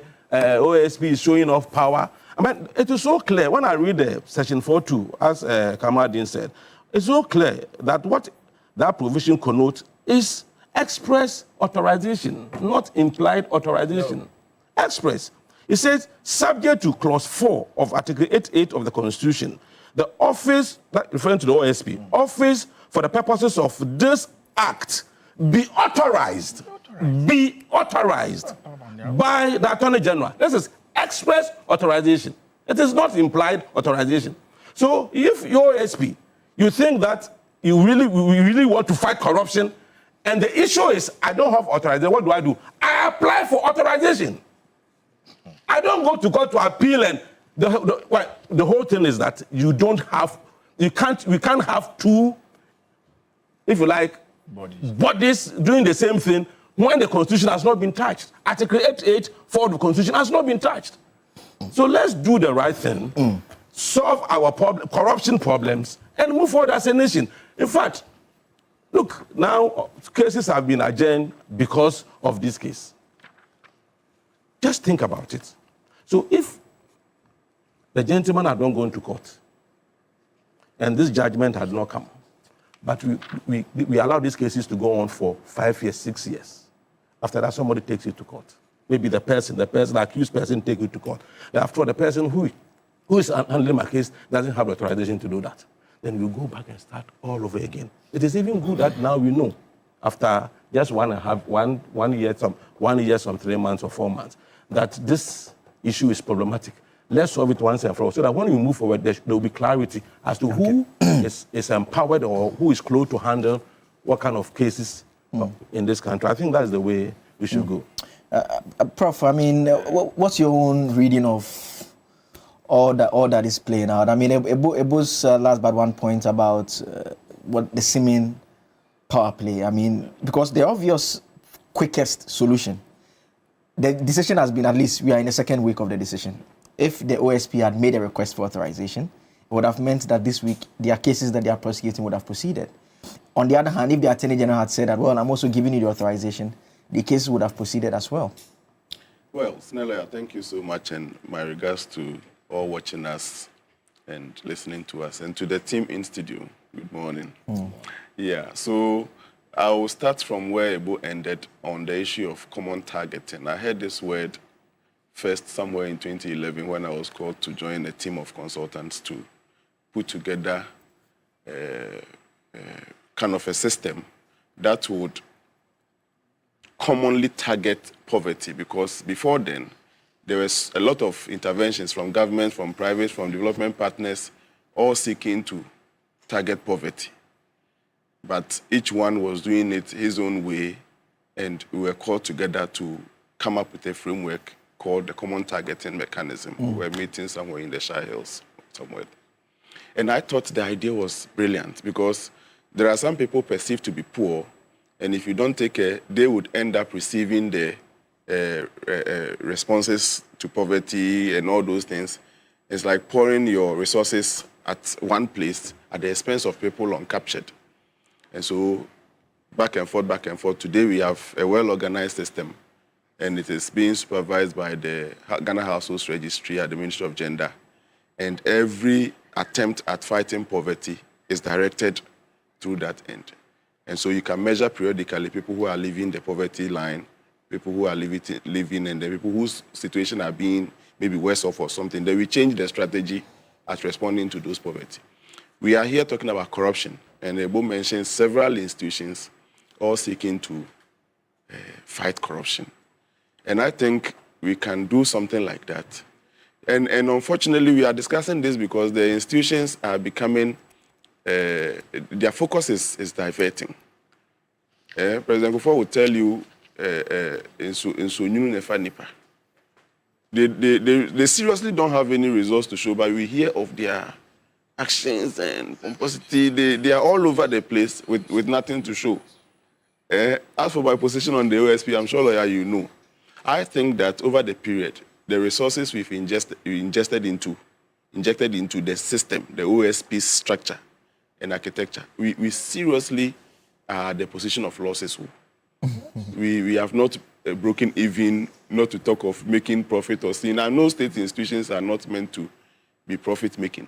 But check it out. From 2023, they've received budgetary allocations in excess of 130 million on the average. Recently, they were given 147 million Ghana cedi. Compensations alone over 78 or 79 million.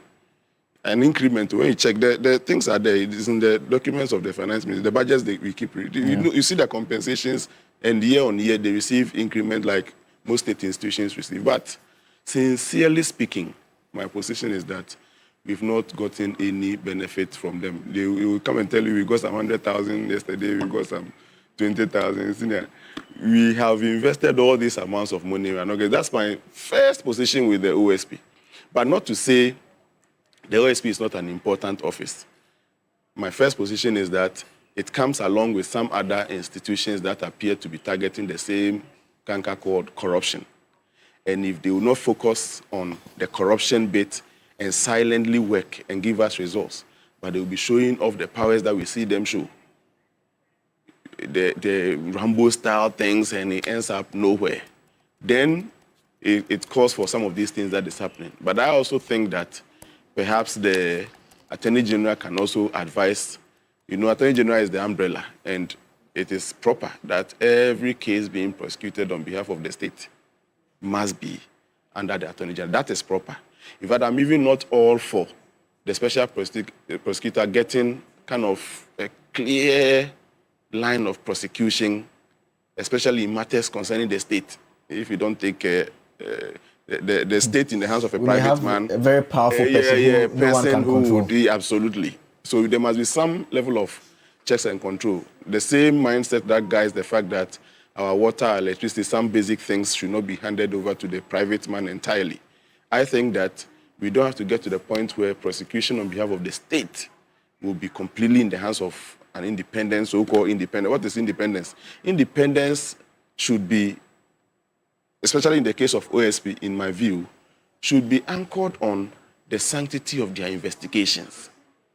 Their strength, if you ask me, should be in the, I don't know whether they take the prosecution bit more important because it is captured in their name, but to investigate corruption and corruption-related offenses, for me, should be their key. So that if we are in court and you need assistance of the AG, or the AG wants to even help in the prosecution of the case in court and all those things, the solid nature of the investigation before the court would secure us conviction. But they too go to court, and they too fail in many of the cases that they have prosecuted.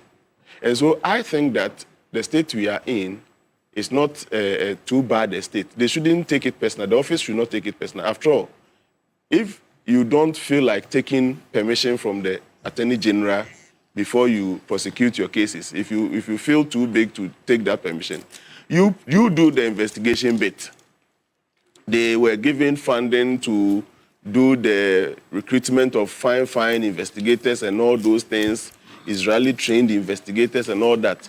You do that, have that as your strength, and then prepare the dockets and everything.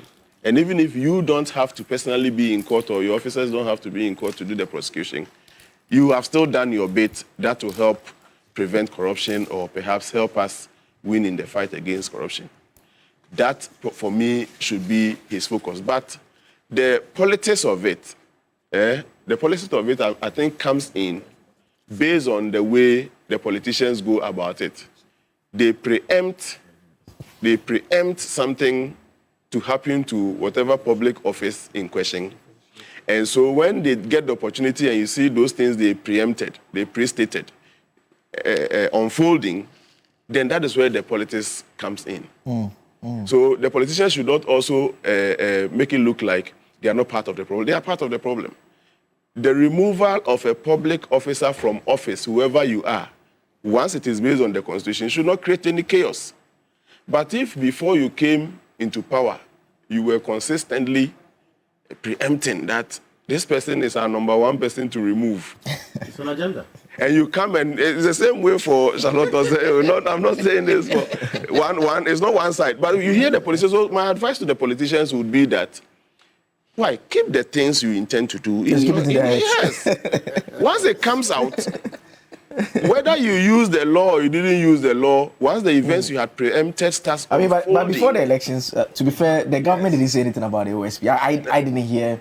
I mean, with regards to the OSP in this instance. The government, as in the NDC government. Yes. There was no NDC government at that time. So it was individuals representing the government that were speaking. So for instance, if you pick the president, we know that with regards to the judiciary, he had complained about how the judiciary were handling things. So you can make reference to that. But with regards to the OSP, I mean, in fact, the OSP was actually investigating him before the NDC, before the elections. The OSP came out to this findings. As for the OSP thing, I think they brought what is happening on themselves. So that's what the OSP. My position is very, very consistent. I'm saying that OSP as an institution, or the. Let us not decouple. And I respect the position of President Obama on the fact that we build strong institutions and not strong individuals. But the institutions are going to be managed by some individuals whose actions and inactions are going to weaken or strengthen that institution. In fact, when I assumed the position of the director in charge of research and innovation at my university, it was not doing too well. I mean, the previous directors have done their bit, but the VC told me point blank in my face that if during your tenure we don't see a drastic change, a better change, I am going to be forced with no option than to close down that directorate. And it was a serious challenge to me. Started with low-hanging fruit, started yielding results. There must be some results. Something to show. Yeah, something to show. So low-hanging fruits. I took office in somewhere September. By December, I could report to the VC some low-hanging successes I have chalked. And he gave him hope that, with the support of the university, maybe things can turn around. And I can say with much pride that a lot of things have happened that has made the center one of the best centers of research and innovation in Ghana and across the globe. We have contributed to the university's ranking and a lot of things, and now the center is doing very, very well. What I'm saying is that there are low-hanging issues that today, even if OSP cannot report on some high-level successes, it should be able to report on some low-hanging issues that are also equally important. Little drops of water would have made a mighty ocean by now. If he had case 1, case 2, case 3, you and I can't recall any such low-hanging successes. And the last time I mentioned it, I think on this platform or elsewhere, somebody sent in that they have won some 100,000 somewhere. Senior, you are giving 150 million budget. And you have, so please, as for the OSP, I have my own position. I don't hate him as the individual, but I think that they've not given us any serious value for the investment we made. Maybe it's because of the interference or whatever, if some exist. But get to the point where you, the OSP, you would be focusing and reporting to us some level of successes and not the direction it took, the lamentation, blah, blah, blah. Senior, my position on the OSP, that one is different. But what I'm saying is that sometimes the germane issues get taken away by the politics because we have the politicians way in opposition preempting what is happening, what they will do, and blah, blah. So when you come and you say, I'm using Article 146 or whatever of the Constitution to do what I'm doing, we can't take politics out of it. So that's my position on the matter. I just hope that whatever is happening between the AG and the OSP, as for the OSP's office, it has not been touched. The AG is saying that I do prosecution on behalf of the state and that you must draw your prosecutorial powers from me through a permission or something. If that has not been happening, I think it is supposed to be done. It is enshrined in law, and until the law is changed, that is the way the OSP will have to go through to get his prosecutions executed. And this should not be any serious or important thing or worrying. Okay. Come on, 1 minute, you made some notes. Yes. I made some notes. You see, this idea of Frederick Banyon and Ebo painting the picture out there. The most corrupt government under our dispensation was the MPP government. It's true. Look, let me tell you, it's a big lie. Why is it a big lie? What has oral turned into now? Okal. The index is there. I'm saying, what has oral turned into now? It has turned into Okal. What is Okal? Okal is Operation Clear All Loot. All looters, I should say. Operation Clear All Looters. They have come. Your patriots are being prosecuted all over the place. No. Listen, what did they tell us with oral? Sensationalism. Okudeta Blakwa is on record to have told us, on this yourself, we watch him severally, that some $21 billion was going to be recovered. That was the way they raised the hopes of Ghanaians. Lied through their teeth that they had dossiers. It took the AG to come and tell us that it was garbage. It took even a member of Oral, former Auditor General, to say that what they gathered were garbage. So when you come and sit here and lie that we were corrupt, and you cannot even prove, look, we are governed by law, so nobody in this country is not governed by the Constitution and other laws that we have in this country. Okay. So you can sit here and then say what you want to say. Where is Oral? We keep asking you, where is the 21 billion you promised us? Okay. Now, the president's intervention, he says what? When Mahama Yaruga and the firm attempted to introduce their bill, the president said that they should not introduce that bill. And that alone was a show of goodness. And that alone is a commitment. Look, I call it a PR gimmick. What happened to the sole sourcing document that he has called for? Okay. When he said, hey, road minister, bring your report. This person, what has happened? Silent. The sole sourcing, whatever is going on. Okay. We are quiet. And you want to call people corrupt? Okay. Look at Kettle calling people black. Okay. Ebo, 1 minute. So on the CSOs, I think their call on the president to back off is premature. It is presumptuous. I mean, they should focus on something that is important. They should advise. That's what is important to them. They should advise Kisei Jabin to just apply for the authorization so that we can move forward. But in any case, let me say this. You see, are you telling me that it is for nothing that Xenophobic has run away? Well, run away to where? No, he's not asking your question. He's not asking your question. Your former finance minister has run away. I'm saying that. I ran away to where? Then she come back. Even the person you have convicted. Where is he? So you had your time. Let me have my time. You had your time. Let me have my time. Don't come and sit here and then. Are you saying that the national service? So the loot at national service. I am saying as a Ghanaian, you should be concerned that taxpayers' money can be looted in such a manner. Don't come and sit here and call people corrupt when they are not corrupt. But the corruption cases, let me tell you, Ghanaians, let me tell you this. If Kamal steals this phone from me right now, if he tells if Ego steals, we don't use Okay. If I steal your phone right now, everybody sees I've stolen the phone. According to the laws of Ghana, I have not stolen your phone unless the court says I've stolen your phone. So if you go to court and the judge says a boy never stole the phone, it is the judge's decision that will stand, not the fact that I stole the phone. Everybody saw me stealing the phone. National service case. Look at what is that. Are you saying that the figures? Have you heard the new revelation? Have you heard the protocols you have given out? Have you heard and seen the current revelation from National Service? Your party, the only protocol your party had. But what is not the only protocol that your party had actually issued to their members. Me, my party, UP, we have not issued any statement. So the point is, so let me quickly land on this. So when you see, I get so passionate when you talk about corruption. Yes, of course. Because I know what corruption has done to this country, not to you MPP. All of us. Okay. Your corruption is still unprecedented. Okay, Fred, the issue of this. 1 minute. I don't know why. I don't know why Kamal is getting wet up. The subject. That's how I am. I don't know why I'm getting wet up. That's how I am. Edwin said Edwin sent a message I should tell you to calm down. You're sweating in the air condition. He said you should calm down. Edwin Tamak. Yes. BP is around the corner. Just calm down. As for the subject of corruption and where MPP stands with it is not for me to say. It's a common knowledge. Even the child on the street knows that when we are talking about a political organization that loots, that amass, that takes that which belongs to the state for themselves, it is your tradition. And you demonstrated that in power for the past 8 years. And so you can scream, you can somersault, you can shout, you can dive into the sea. The fact is that you did more harm to this country in the past 8 years than has ever happened to us in any democracy. You did more harm to this country. You did more harm.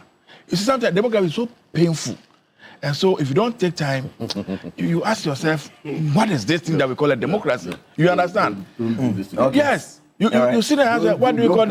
See, no, but let me just land. Because like Ebo rightly said, you saw a man stealing a phone, right? It is obvious. Camera captured him.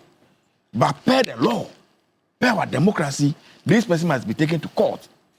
You go and come today, the case adjourned, the case is this and that and that and that and that. Finally, the judge comes to them and say, well, the evidence you have put in the face of the evidence before me. Can you allow me to make my point? On the face of the evidence, in the face of the evidence before me, if I didn't steal the Ghanaians saw what they did. Ghanaians saw with their eyes. Okay. The thievery, the bare corruption. But you see, I know, and I've been saying this to NDC leadership every day. We can build all the roads. We can build all the schools. We can build all the hospitals. We can build whatever it is. If we don't allow these people to face justice, Ghanaians will blame us. Okay. But again, do you want President Mahama to interfere in the court system? Perhaps like President Kufuor will do in the case of Chatuji Kata. When he will go and pass the court so he can get a verdict. Is that what President Mahama to do? And so that is the difficulty we have. You understand? So when they talk about corruption, don't scream, don't shout, don't hear words. The fact is that is why you are. That is what you represent. Thank you. Prof, you have 10 seconds. No one is fighting with you, so you have less time. Yes. On the issue of corruption, it's along some of the key issues that politicians use to accuse one another to pave way for them to come to power. If the promises politicians gave us on corruption and retrievals, if all of them were judiciously, not this particular, several years, it happens every other year. But lawyer, you are here. What I'm saying is that now everybody accusing somebody of corruption knows very well that it will go through the court system.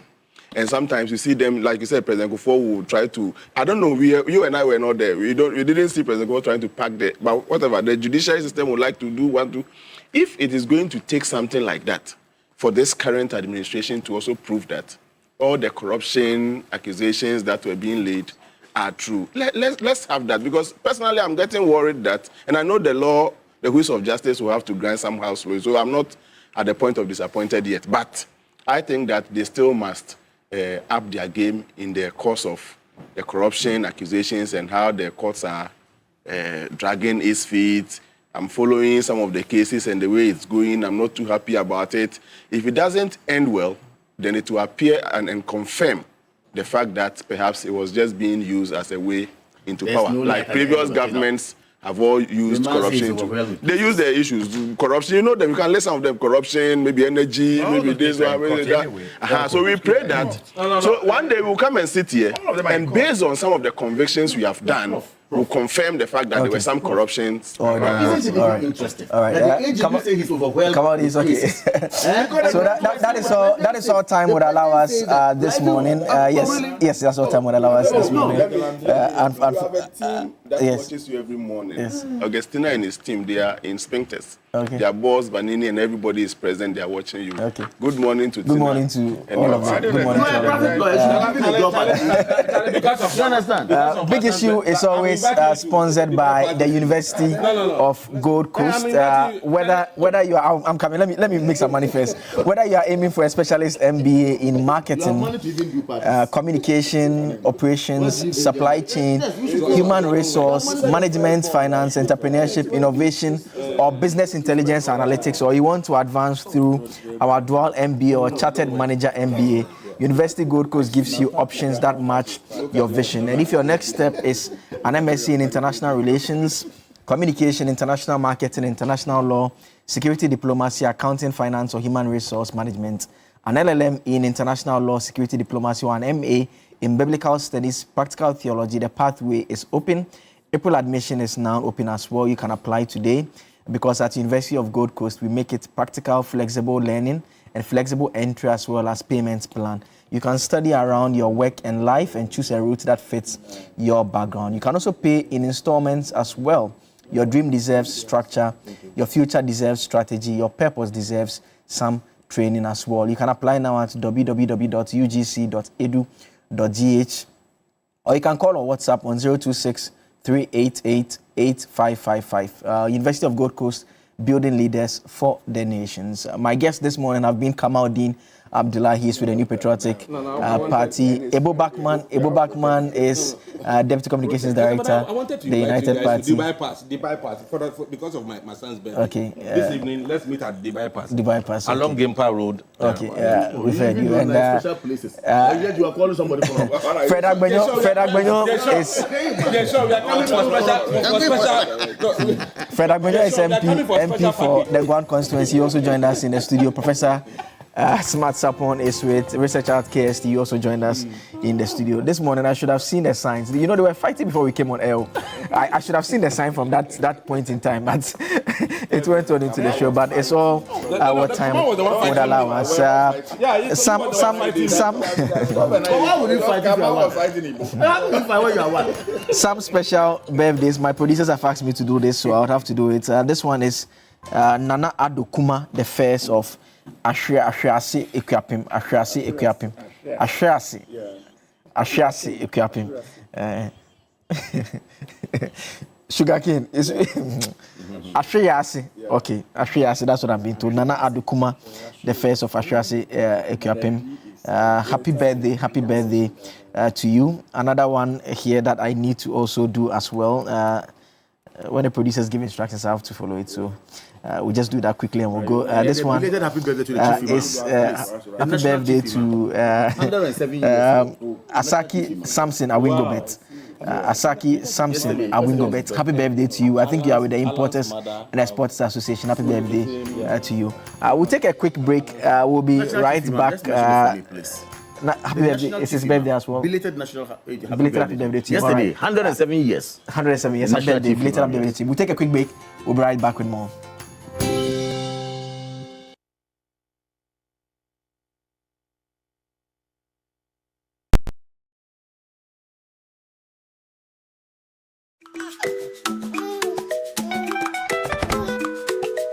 How may I help you today? We'd like to open a bank account.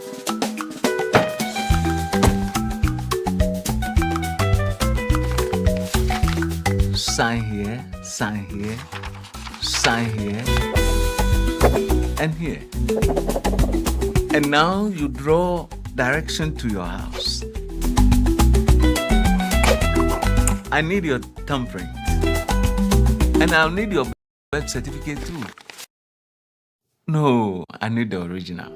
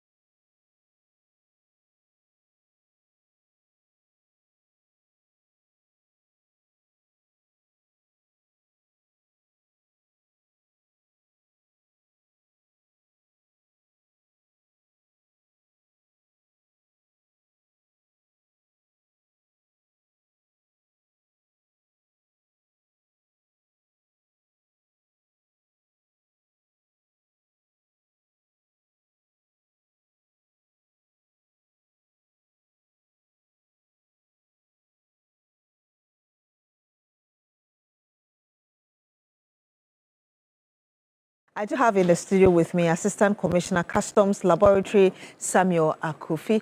Good morning to you, sir. Thank you so much for joining us. Thank you, Beatrice. Of course, I also do have with us a Senior Revenue Officer, Desmond Selom Akbaku, Customs Technical Services Bureau. Sir, it's great to have you as well. Good morning to you. Good morning, Beatrice. Yes. Thanks for inviting us to the show. Sure, thank you for coming. Perhaps I can start with you, Mr. Akufi. If you can tell us really what the Publican AI is, first of all, before we even go to the benefits as regards to the benefits to customs operations. Thank you very much. In summary, the Publican AI is a decision support tool for the work that we do in terms of risk analysis, and everything that customs does behind the scenes, just to say welcome when you bring your goods to the ports or when you are taking it out of the ports as well.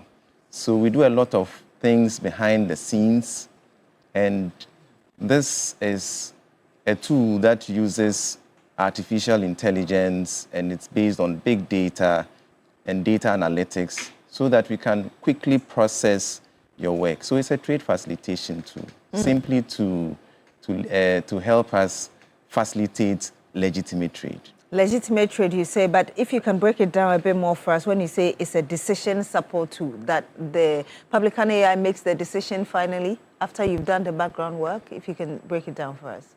Thank you. So to be very clear, Publican does not make the decision finally. Now, this is what happens. Anybody who intends to bring anything into the country or you intend to do trading using Ghana's borders, you are required to make a declaration. Let's pick an import, because majority of trade that happens in Ghana is imports. Anybody who wants to import any item, we have the Integrated Customs Management System, or the ICAMS, where that software is made available to the clearing agencies, and once you key in information to us, customs is required to do a number of things. Where are the items coming from? Who is the exporter? Which vessel brought it into the country? Who is the importer? And we profile everybody. So at the beginning, let me just say that our systems never forget, and we keep a lot of data. So customs sits on a gold mine of data regarding the profile of every item in international trade. Now, anytime you bring in an item, like I said, we have to check all these things. Additionally, we check the country of origin or the origin of the goods, because some goods coming from certain regions enjoy preferential rates. If you are coming from the ECOWAS region or from the Africa region, you know that the taxes there's usually duty-free, quota-free that applies. So we need to ascertain the origin of the items. But first of all, what is the identity of the items that you are bringing in? We need to also independently verify and understand what things you are bringing into the country. And then we classify them. We use the harmonized commodity description and classification system. At the same time, we want to find out what is the value of the items to serve as a basis for tax. So, for instance, you are bringing in a food item. Is there an outbreak of a disease in the origin, in the place where the thing is coming from? The exporter, has the exporter been sanctioned by any international body or a national body? Are they under investigations for some things? What information is available on it? Even the vessel that it is coming into the country, what is the vessel known for? What are the security risks around the vessel? And then you, the person bringing the items in, as well as the items themselves, because some items can have dual uses. We have one chemical I'll just mention, pentaerythritol tetranitrate. That is used in the hospitals for heart problems. But that is also a military-grade explosive. So somebody is bringing in this item. The question we have to ask is, what is it? We are really much aware that ammonium nitrate, which is also used as a fertilizer, or potassium nitrate, or any of those chemicals, are used in various things. I mean, we use potassium nitrate to cook, we use it to make toothpaste, we use ammonium nitrate as fertilizer, but these have also been implicated in making of explosives. So the security functions of customs comes in to profile the item itself, the quantities that are coming in, who is bringing it in, what you are known for. And we do a lot of search, a lot of work and investigations behind the scenes. So to be able to process one particular bill of entry that you bring in takes a lot of time and a lot of deep research. And like I said, we sit on big data. So with the increasing demand for customs to facilitate trade in the face of increasing value and volume of goods in international trade, we had to find intelligent ways of processing the big data. Which is why you brought the Publican that AI. culminated into the Publican AI system that we have now. So I'm coming to you, Mr. Akpafu, if you can tell us more about how it eventually renders how much as an importer I pay or as an exporter I pay, if you can explain it in simple terms. So if anybody is doing business at the ports, they get to understand why they get the outcomes they eventually get. Okay, thank you so much. So the Publican AI, as my boss said, is a risk management tool that has been introduced using artificial intelligence to help customs arrive at the adequate data to value their goods. It helps us in risk management, and it also goes to help us to make our decisions very effective. So when the declarants submit their documents to customs, the AI, the Publican AI, goes beyond just the documents that that is submitted to us. It goes into their trade records, goes on global and international markets to assess and then analyze information that are provided, information on the exporter, the importer, the commodity, the origin, and then the value of the goods. And those are submitted to us. And when it is done, as my boss said, that is not the ultimate tool that we use in valuing our goods. The AI is a valuation tool that is supposed to support us in addition to other tools, valuation tools that we have, and we apply in the determination of the customs duty that someone is supposed to pay. So the AI is not the ultimate tool. We have other valuation tools that we use in valuing our goods. It's just to aid us to make effective decision making. Thank you. So aside that, customs belongs to international organizations like the WTO and then the World Trade Organization. So to ensure fairness, transparency, and equity in our evaluation processes, they present us with different methods of valuation methods that we are to apply to ensure that we arrive at our duties successfully. So that is how we arrive at our duties. And if I'm given the opportunity, we can go further and then Please go further and just make it clear for anybody doing business at the port, just so both the customs officials, of course, with Ghana Revenue Authority, and those doing business are on the same page as regards why there is Publican AI and what they need to understand about it. Okay. So, as I said earlier on, customs, we belong to international organizations.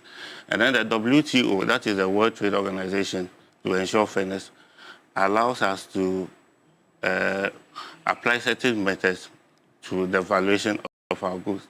The first method that has to do with the transaction value method. The transaction value method looks at the price actually paid or payable when goods are sold for export into the country of importation, taking into consideration all adjustments that needs to be made according to the Article 8 of the General Agreement of Tariff and Trade. So that transaction value method, which is the first method or the primary or principal method of valuation looks at the price that the importer actually paid. And this is the reason why recently some of our stakeholders are complaining that why is it that when they submit their declarations to customs, we don't accept their values as they have declared to us. The basis for accepting values, which is the method one that they want us to apply to them, has some conditions that must be met before we can go ahead and then accept your values for you. The first condition is that you must have an evidence of sale. When we say having an evidence of sale, it means that you must have the required documents like the contract, sales contract, your SWIFT, bank transfer, your invoice, and other trade documents. That is the first condition that you need to meet before we go ahead and then we accept your value for you. Secondly, there must not be any relationship between you, the buyer, and then the seller. What does that mean? When we talk about relationships, one, the buyer and the seller should not be employer-employees. They should not be trade partners. They should not be family members. They shouldn't control each other. Control meaning that the other party has shares in the company of the other. So there should not be beneficial, mutual beneficial influence, as it were. And even if such a relationship exists, you must have proof that that does not go to affect the value that you were given when you purchased the item. The third condition is that there shouldn't be any considerations attached to the goods that you have imported. Like, let's say, buy one, get one free basis. These are conditions that can be attached to goods that are imported. And that one, too, we must be able to determine whether it also affected the price or not. There shouldn't be any restrictions as to where the goods should be sold or how the importer goes about the sale of the goods. And then finally, the seller should not benefit from any accruals from the subsequent sale or disposal of the item. So all we are saying is that if you want your transaction values to be accepted, then all you have to do is to furnish us with the adequate trade documents so that we can go ahead and work for you effectively. Indeed. I'm coming back to you, Mr. Kofi, because people would assume that with the usage of artificial intelligence, like Publican AI, things will be faster. But there seems to be issues with BOA processing times increasing despite the application of Publican AI. Are you able to tell us why? Yes, it's interesting where you got the source of information from, but it is good feedback for us. What happens is there's one issue here, a faithful declaration of what you have brought into the country. If you don't faithfully declare what you are bringing into the country, we will have problems. Our systems will identify it. Our officers will query it. And once we query it, we will demand that you provide us with the right information and the right documentation. What will help you have your goods processed quickly is when you provide us information like he mentioned, you provide us your invoices, your bank transfer, evidence of bank transfer or your SWIFT transfer, like your Mr. credit notes, yes, the other ones. Attach it at the point of sending information to customs. What the system does is, like we say, it utilizes big data. So it gets into various databases. And I'd like to say to the attention of all our listeners, our valued listeners, that every import invariably was an export. And customs administrations, we belong to one big association, and we talk to each other under a framework of customs to customs relationship, just as we have customs to business relationship and customs to other government agencies. So we cross-reference prices and information that you give to us. If you faithfully declare to customs, then our system will mark you or flag you as green. And like I also said at the beginning, our systems don't forget. So if you keep violating some of these simple rules of clearly declaring to us, then our system remembers you as somebody who previously violated the rules or offended the rules and will spend more time on you. In fact, there are others, and we hope that these companies would come out to start talking. There are others who have had their goods facilitated by our systems because they comply. And we use 4 color codes for every trader. Red, which means we don't know you or you are a known violator. Yellow, which means that we are beginning to know you and you are complying. Green, which means that you are really compliant. And blue, where before your goods even arrive, we grant clearance. So within the spectrum of allowances, we encourage the trading community to aspire to get to the highest level, which is blue, where we can say that you are an authorized economic operator and you can do business. In 30 seconds, if you can tell us, and perhaps I'll get your final word as well in 30 seconds, why the appeals processes are also getting longer and what are kind of assurances you give those you do business with at the ports? We assure our partners in international business that our appeals processes are working. Once you make an appeal, attach the documents. Once you attach the documents, make sure that they match. So, for instance, if you bring a credit note or you bring any document, let's make sure that they match with IDF numbers and the rest. Where there are inconsistencies, we will ask further questions and to delay the process. All right. Please, do you have any final word in 15 seconds? Okay, our time is so up. Publican AI, I would say, is not here to disrupt any trade activities. It is just to ensure that things go well. We are not here to project a perfect system. All we are requesting is that we work hand in hand with our stakeholders so that we can come up with a system that will be very beneficial to our to the country. Besides, even no matter what, we need to definitely apply an AI tool in our tax, looking at how societies are advancing now. So let's just come together and then work towards a perfect system. Indeed. Thank you very much. Senior Revenue Officer Desmond Selom, Akpaku Customs Technical Services Bureau, and of course to you as well, Assistant Commissioner Customs Laboratory Samuel Akrofi. Thank you very much, gentlemen, for joining us. And of course, our conversation there on Publican AI currently operating at Ghana's port. You're still here on Newday on TV3. When we come back, we'll bring you some more conversations. Do stay with us.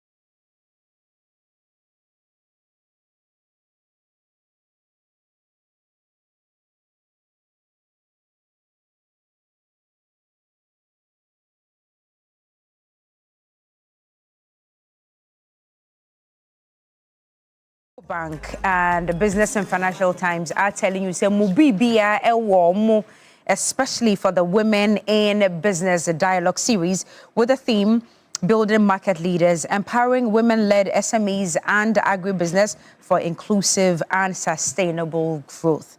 And for that reason, this morning, Dr. Godwin Akwe, CEO Business and Financial Times, is here in studio, as well as Regina Ofori, Head Marketing and Brands, EcoBank Ghana PLC. Lady and gentlemen, you are very welcome. Thank you. Thank you very much. All right. Is this the first time you're holding this women-led series? No, it's the third time. Okay, this one is the third one. Yes. And I'm told that this time around we are going all the way to Kumasi. Why Kumasi? Right. So we started with one in Accra. Okay. And we are dealing with SMEs. Okay. And more so women. And we realized that we can't just have this in Accra, but we have to go around the country. Mm-hmm. So we'll be doing regional, representation. Okay. We'll go to every region. So it's a turn of Kumasi. Right. Yes. All right. Let me come to Regina. Regina, from where you sit as a bank, of course, dealing with a lot of the market women or even women in SMEs in general, what are their basic needs? What do they complain about most of the times when they come to the bank? What kind of aid, what kind of assistance do they talk about most of the time? So, as expected, when women come to the bank, they come looking for money. So, finance to support their businesses. However, when you delve deeper with them in conversations, you pick up that they need more than the money. Okay. So, some of the things that they clearly need is really training on basic things like bookkeeping, taxation, regularizing your business, so formalizing it so that it's a formal business that is registered. So whilst they come for money, we see other opportunities that really will help them because you need that basis and those foundations to build on with the money. Right. So those are the things that women need, and that's why we are here working with BNFT to ensure that we're able to support that through some of our women-led programs and propositions that we have. Great stuff. So as a bank, do you have specific products that you tailor-make to these women to make agribusiness and SME business for them, to make it easier for them? Yes, so we have two products that I'll talk about this morning. The first one is Elevate by EcoBank. So the Elevate program is a program that we designed about 3 years ago, having worked with women over the years and also understanding their needs. So with Elevate program, there are two ends to it. So the first part is non-financial solutions we give, and of course the financial solutions because we're a bank.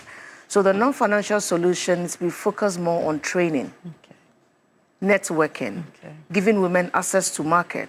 Because again, when you look at the things they need, sometimes actually scaling, the opportunity for them to present their goods and services to more people, rich so they can get incremental business. So those are some of the things that we do on the non-financial side.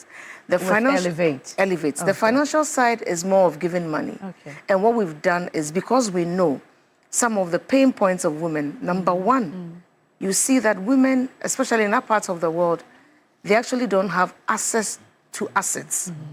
So limited collateral and asset ownership. Right. And therefore, even when the woman can come for a loan, sometimes because they don't have collateral, what you give them is not enough to Because support. it's not So the person is collateral-based. asking for X, you give Y. But so what we've done through Elevate is to work on such that we take the risk as a business and we are able to actually de-risk the woman who comes in with no collateral. So today, we're able to give them collateral-free loans to help build their business because we know the issue of asset ownership. And of course, we have a Bridge in Agriculture program where we work with the Master Card Foundation. And that's an excellent one. So because we are also looking at women and agribusinesses, so Bridge in Agriculture program is basically for all in agribusiness, but focused on women and youth.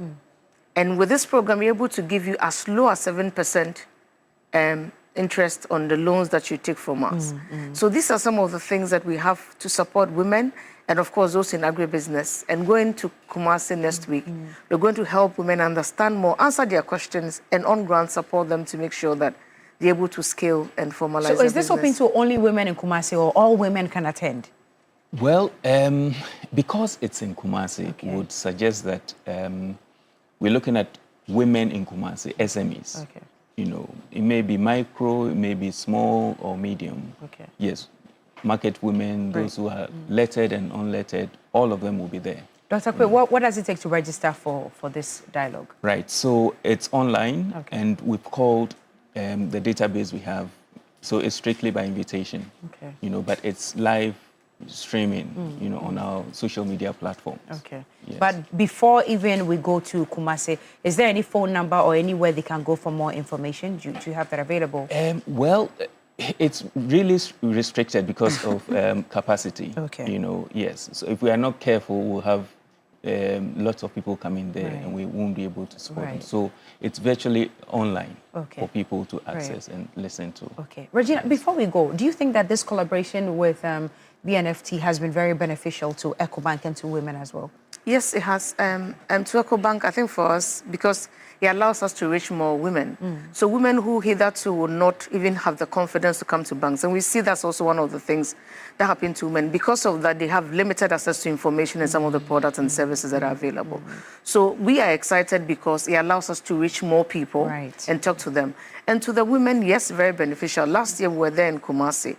And we had a lot of women that today we are working with them and managing their progress as well. So we look forward to helping more women because that's really why we are on this journey with BNFT. Great.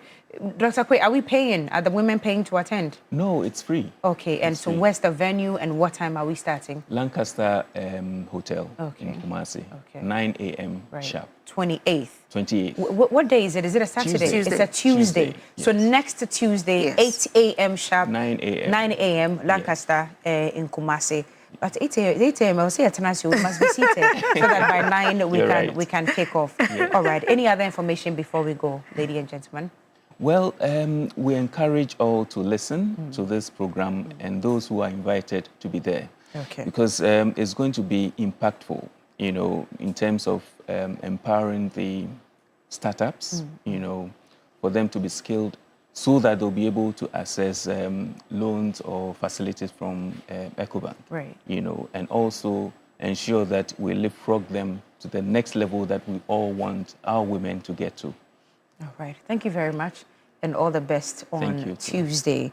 Dr. Godwin Akwe is the CEO of Business and Financial Times. Regina Ofori is Head Marketing and Brand, EcoBank Ghana PLC. Thank you so much for coming this morning. We'll see you. Thank you in for Kumasi. having us. Thank you. Thank you. All right. Remember that you can cash out with us this morning. If you haven't played already, the code is *439# if you're a Telecel or MTN subscriber. *439# if you're a Telecel or MTN subscriber. Please choose option 2. You're not choosing option 8 this morning. You're choosing option 2. So please choose option 2. Follow the rest of the prompts. Play, play, play, and play until I start dishing out the money. Let's take a breather. When we come back, Talented Kids, the grand finale, we'll be talking about it. Stay with us.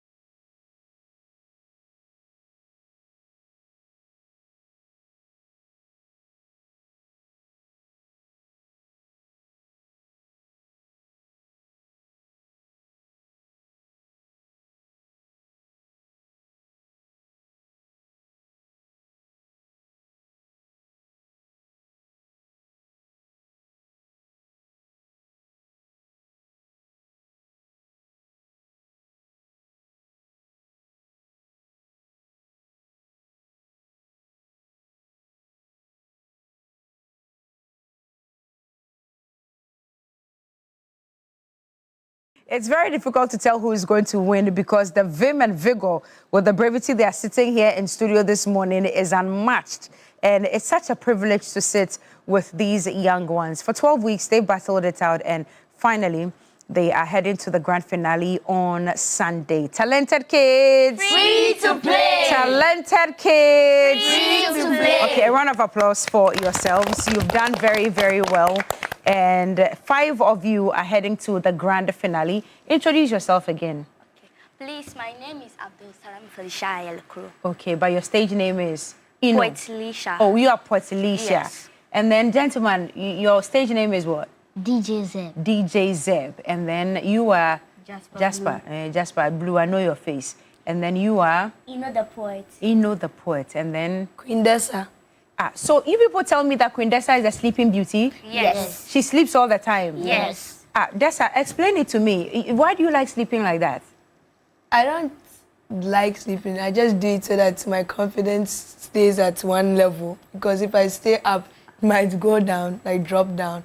If I see so many people, like the crowd being like millions, my confidence will just go down entirely. I just sleep to put off the pressure. So you sleep to shut out from the world, so that, let's say that if the confidence is at 99%, you stay there till you get on stage. Yes. And so now when you see the people, then it starts to come down small. So then how do you sustain that on stage whilst you're seeing the people and performing to thousands of people?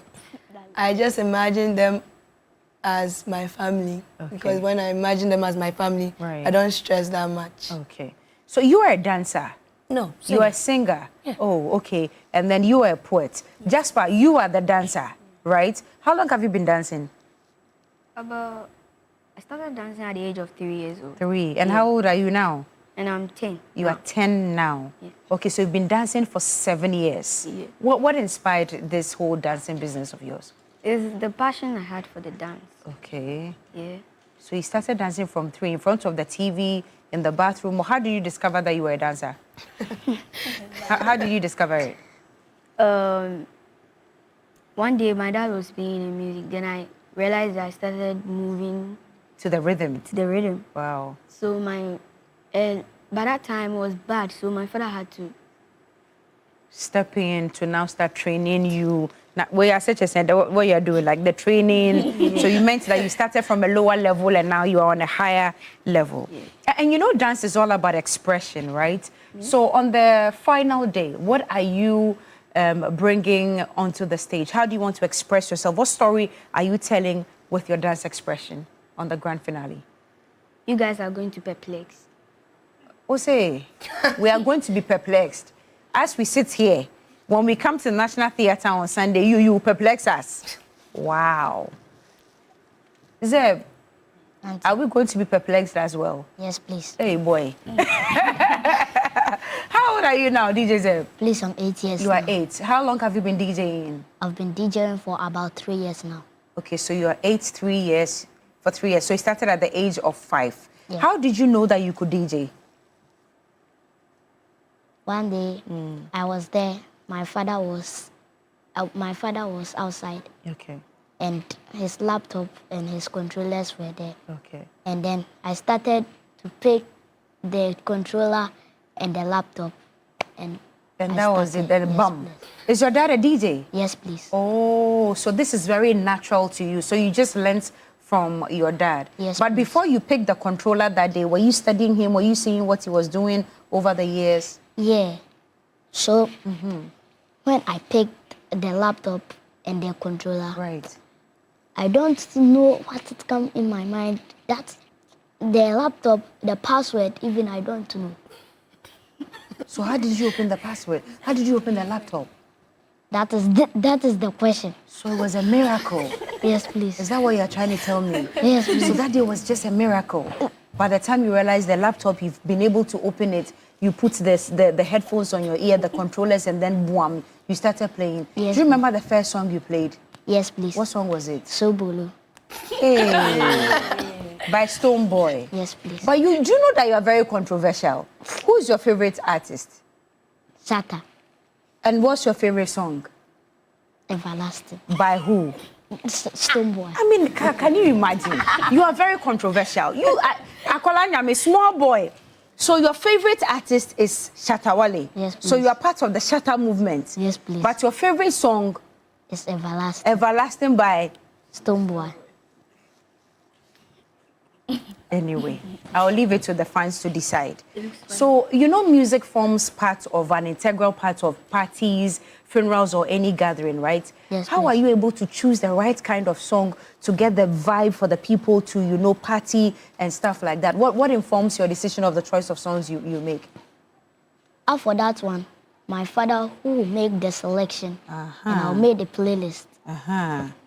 Oh, so your father does the selection, yes, please. And then the playlist, and the yes, please. I see. And so, in future, what do you really want to become? Do you want to become a DJ? Yeah, I want to become a DJ and a businessman. A DJ and a businessman. So the business, what kind of business do you want to do? I will buy and sell DJing stuffs and instruments. You are a serious man. Yes, please. God bless it for you. Amen. Anyway, sweetheart, what's your name again? Yes, my name is Abdul Salam Falisha. No, your stage name. Poet Lisha. Poet Lisha. Yes. So when did you realize that, no, I've become a poet? Everybody leave me alone. I'm going for talented kids. I started at class 4. Okay. Our teacher used to read us poems about oceans and things, and I felt like I was inside it. So I started writing my own poems and rehearsing, and I felt like that was my place. Your teacher was talking about what? He used to read us poems about oceans and things. And you felt like you were part of the story, or you were in the ocean? Which one was it? I felt like I was inside the ocean. You felt like you were inside the ocean. I was just imagining things, like as if it was true. Okay. So that's what inspired you to start writing. Yes, please. So on a particular day, when you're delivering your lines, when you're reciting everything that you have written, what do you wish to pass on to the people that you are reciting these lines to? I wish to inspire people and touch hearts. Okay. And make them know that your voice is your power. Okay. And then poetry is your everything. Your voice is your power, and poetry is your everything. Yes. Okay. You know, how about you? You're also a poet. Yes. When did you realize that you could write and recite poems? When I was in, I think, class 2. Okay. My teacher, my headmistress, she told the teachers that they should decide that they should let me do poetry. Okay. Because all of them, sorry to say, they are not good enough in the poetry. So they decided to let me do it. Okay. And that was the first day I started doing poetry. Okay. And started writing poetry when I was in class 2. So for you, the teachers decided that since nobody can do it, you should do it. Yes. And from that time, you've been writing and then reciting poems. What's the most fulfilling part of being a poet for you?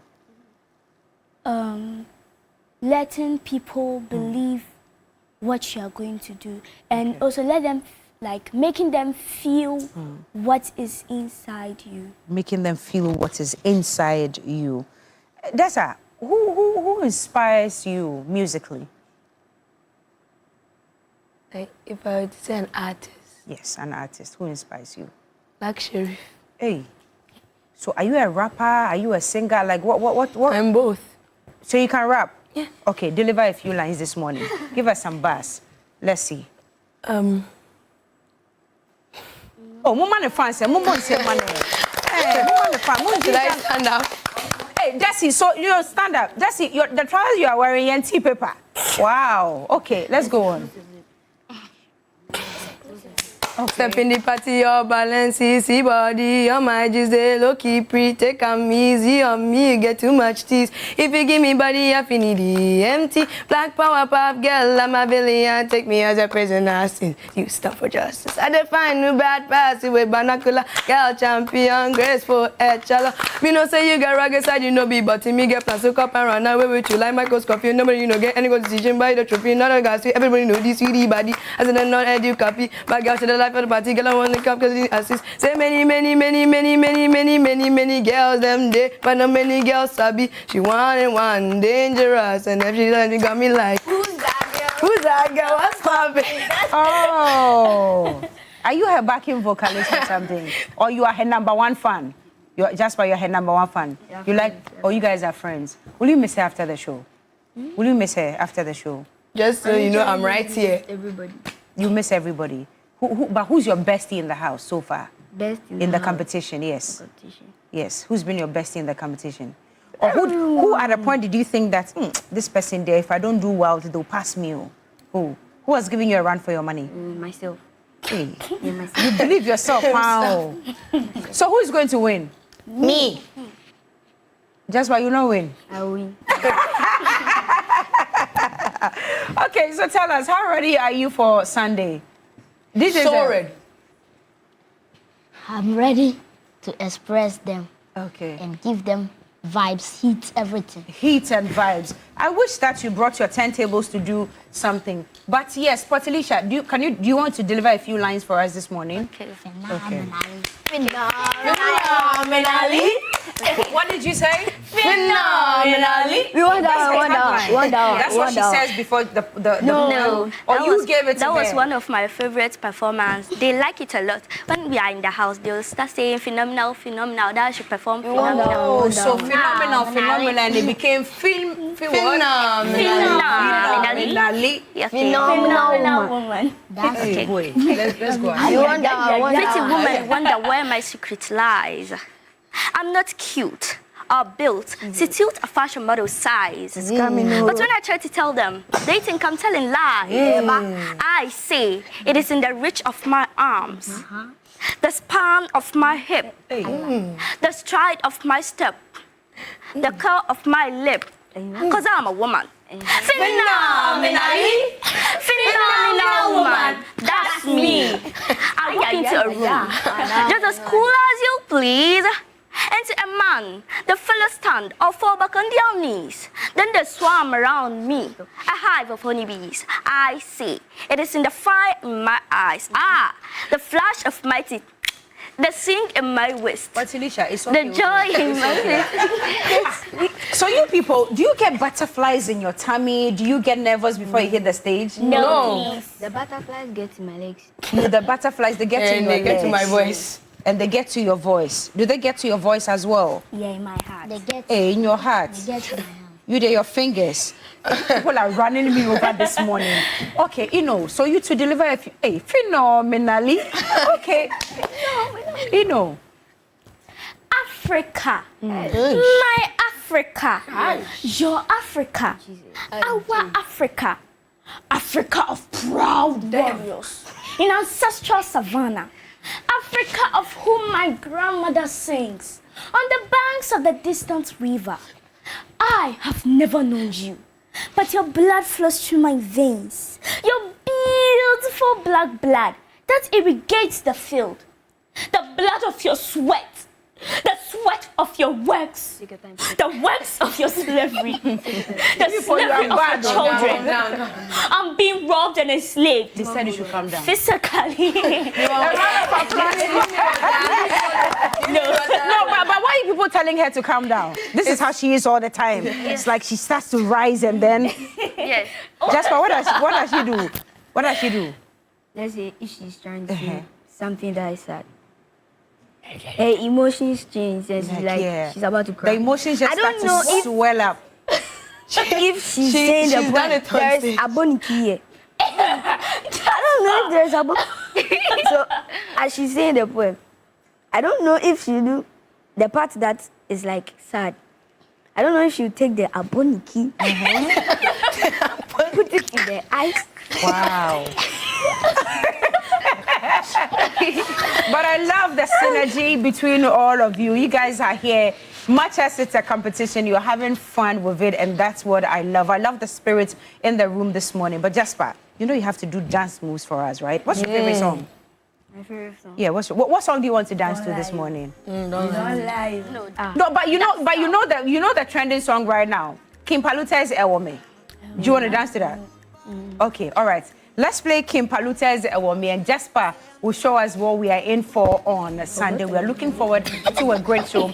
50 Ghana cedis is the amount you have to pay for the ticket. It's available right here at the TV3 premises. Please make sure that you are there on Sunday. What time is it starting again?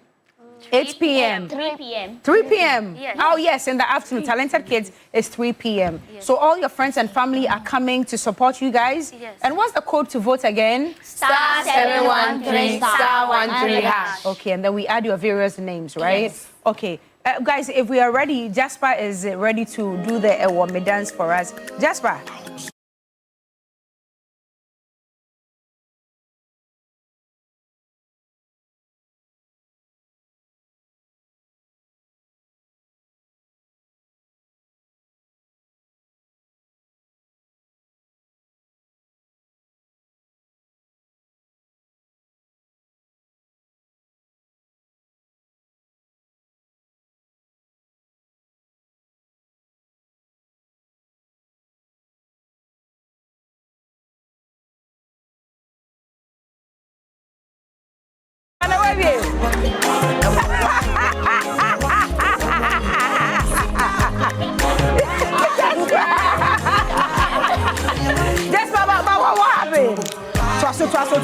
Twasso. Let's go. Attitude. Hey.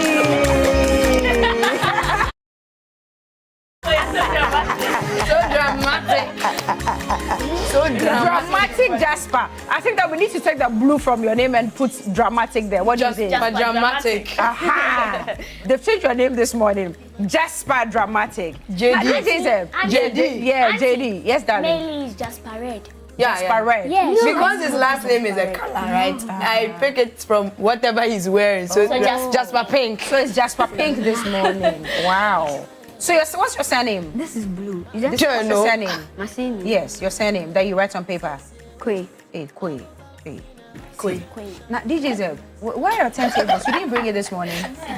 You should have brought something. I mean, it's a Friday. We should have partied. But anyway, let's take a look at some of Jasper's, DJ Zeb's performances before we say goodbye. Let's take a look. Little did people know his destiny is a white charcoal, even though he's black. From preaching the first to the second sermon, people said, Kwaku from Pondia Sempe bad. But Kwaku became a traveler and never a waste man. We didn't know the villain he never was. Oh no, from Konongo Zongo, he has been patient. I mean Abotra with Amrado, looking up to Jesus Christ with Ara the J.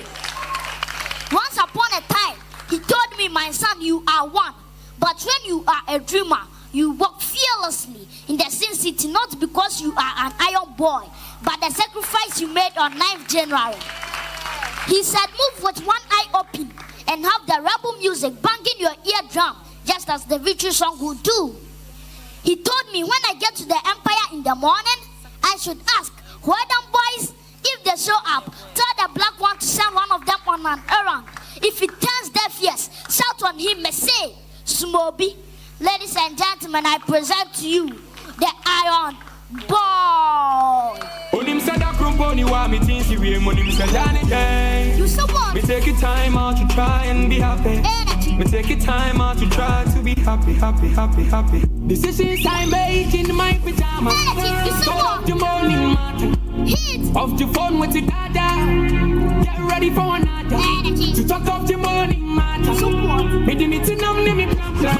This got this way tryna flip on. Everyone I see on the pan. You want the reason why I give you chasing bread. Damn to me teeth in me baggy. Won't be some reason why. Alright.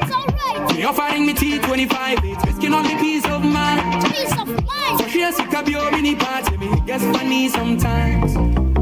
Sin City how be as a piece. Rocks on the table. Better call Jesus. I'm only. Alright. Big man know the ball on me. I seen the hope and it down on me. Everything could have been lovely, but I'm. How many times did they write to me? Yes, them go they watch in my face, did they vex it? Young Capone and the sound on the icing. On my gecko, used to serve, but now we got options. Get to silence, sometimes it is such a things are one and I'm taking my lesson. See me come, me to me die. Try to keep your one eye open, left eye closed and the right eye working. One eye open. DJ Zeb on the turntables. But DJ Zeb, you are more of a poet than a DJ, and I'm a boy. Yeah. What else can you do? Radio presenter. Hey, You're a radio presenter? Yes, please. What else can you do? You can read the news? Yes, please. So you can read News 360? Yes, please. So if I give you a script right now, you'll be able to read it, or you can do something at top of your head? Yes, please. Okay, do something and let me see. What news is this? Is this 7 o'clock or 12 o'clock? I don't really know. Okay, but so just... I'll do what I... Okay. I'll do the finale on what we have changed it. Sorry? What did you say? I will do the finale, the grand finale. Okay, so just do what you've done before. Do what you have done. Don't do any new one, no. Do what you've done before. Do you have anything in your head that you've done before? Yeah. It's April 26, 2026. Good evening and welcome to the Entertainment News 360, live on TV3. I am Kwajofo Zerubbabel. You can also call me DJ Zeb. After 13 weeks, season 17 of TV3 Talented Case is coming to a beautiful end today at the National Theatre of Ghana. Hey! It's okay. It's okay. Wow. You are multi-talented. All of you are superstars. Actually, a round of applause for yourselves. No, you are superstars. Wow. So this is what we are going to be seeing on Sunday, 3 p.m. Wow. It looks like we have to increase the amounts for the tickets. 50 cedi is not enough. It should be 100 Ghana because what you're saying. No, but what you're about to give us is expensive, so we have to increase the tickets, or we should keep it at 50 Ghana. Auntie, this is not Auntie, what I did right now is not the real one. It's not the real one. Okay, so you give us the real one on Sunday. Wow. This one is which one? 2 cedi. So what will you miss the most about this show? This season? I miss my friends, everyone. I miss everyone. You miss the your time we friends. spend together, how we play, all the things we do. I'll just miss everyone. Wow. I can't wait to see what happens when you guys go back to school. Everyone is in school, right? Yes. Have you been able to interact with some of your schoolmates already? Yes. You call them, they talk to you and stuff. Well, how do they feel about you?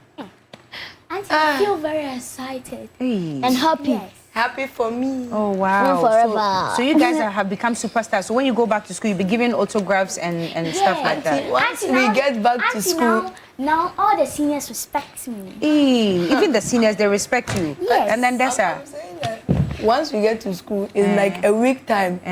If they don't forget that we are superstars. We're going to go back to everything that they've done to us. Oh, wow. I see. And then the homework is never ending. Okay. What's the code again? *713 *13 hash. Okay. We'll see you. You can download the MG Reality app on Play Store or App Store. And vote as many times as possible. Yeah. I hope to see you again next week because the winner will be here next week for a discussion. Who is it going to be? Me. Jasper, you dare. Or you say empty barrels make the most noise. Okay. All right. So I hope to see you guys again next week. We'll see who the winner is on a Sunday. But all the very best to you. *713 *13 hash. You add their names. That's the code for you to vote for them. Please keep voting and voting and voting until all is over on a Sunday. So your name again, darling? Queen Dessa. Queen Dessa. You know the poet. Jasper Blue. DJ Zeb. And then Poet Lisha. all the best, all right? Take care of yourselves. We'll see you on Sunday. Bye-bye. Hey, Namu sorry ako. Bye-bye. Auntie said me that. We're taking a musical break. We'll be right back. It's still TV3 Newday.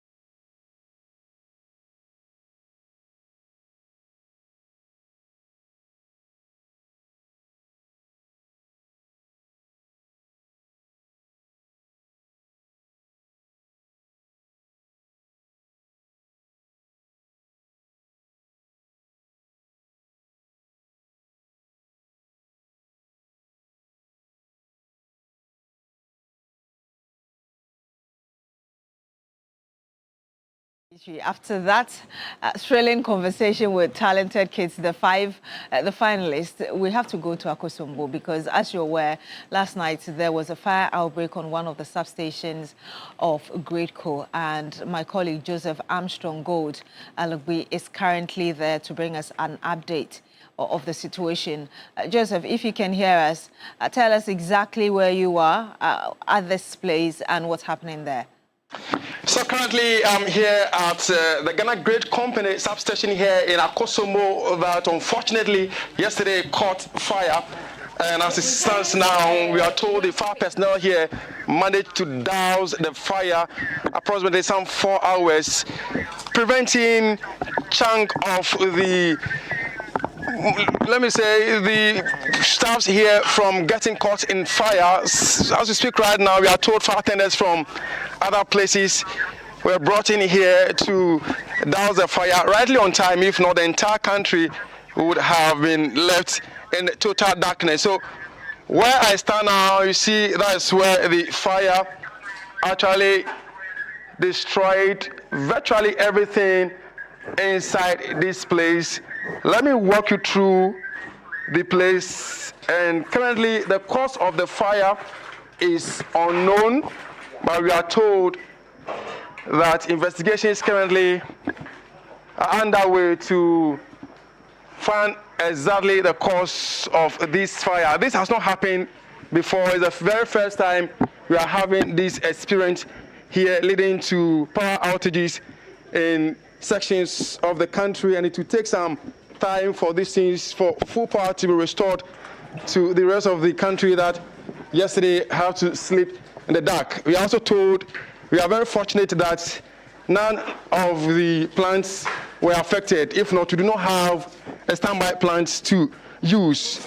We have here with us some officials from the Ghana National Fire Service, led by the Chief Fire Officer herself. Let's engage with her and get a briefing on what exactly they have to tell us, if they know the real cause of the fire or if investigations have commenced and how long it's going to take. Madam, you are live on TV3. Thank you very much. So we've seen you are here this early morning, and then I've seen your men here. We are told that, first of all, the fire personnel yesterday did a great job by trying to douse the fire, but there's a challenge which probably could have maybe lead to an early fighting of this fire. Do you want to brief us? Yes, they heard of the fire around 14:05 hours, and they were swift enough to come here. When they got here, they had some challenges. There was a need for them to break through, and that took a bit of a time, but eventually, so far so good, this our fire. So far so good. We are told fire tenders have to come all the way from Somanya to help douse the fire. Yes, for now, Akosombo fire engine is being repaired. It has some challenges, it's being repaired. That is why they had to come from that far. But very soon, I'm sure by next week, Tuesday, Wednesday, it will be on road. It will be on the road? Yes. Very well. So, madam, if you can just give me a minute, let me talk to the commander who was here yesterday, who was in charge yesterday. Yeah, so yesterday around 14:05 hours, we received a distress call from the officer in charge of safety at this facility, Mr. Ebenezer Sabute, that fire had gutted the switchyard of GRIDCo. So we came here within record time to assess the scene and realized that the fire was traveling to some other areas. So we quickly have to relay that information to our regional control, and also we also relayed the information to Somenya, which is the nearby station, and Akuse. So they got in here and managed the situation, but they realized accessibility was the problem. Accessing the seat of fire was a little challenge. So we had to talk to VNRA. So they brought in 2 payloaders to create access for us before we were able to have a fair idea of where the fire was traveling to. And in record time, we were able to douse the fire. But for how long has your fire engine been out of commission? It's been 3 weeks now. It's been 3 weeks now? Yes, please. And efforts have been done to get it on road again. You are told it's about parts? Yes, please. You are still looking for parts too? Yes, please. Yes, please. Yes, so the chief officer is on it. She's trying to get support so that we can put the track back on road. Very well. So back to the chief officer, then I hand over to you in the studios. So first of all, you've assessed the situation. Any other thing you want to add? No, we want to add. It's a very unfortunate this thing has happened. If it happens like that, the whole of Ghana, the government has problems. Money that could be used for something has been diverted now. And we just pray that nothing of this sort happens again. And then we want to reassure the public that anytime there's an emergency, we are there 24/7 to support. No. Thanks very much. So that is the Chief Fire Officer Chief Fire Officer for the Ghana National Fire Service speaking to us there about what happened here yesterday.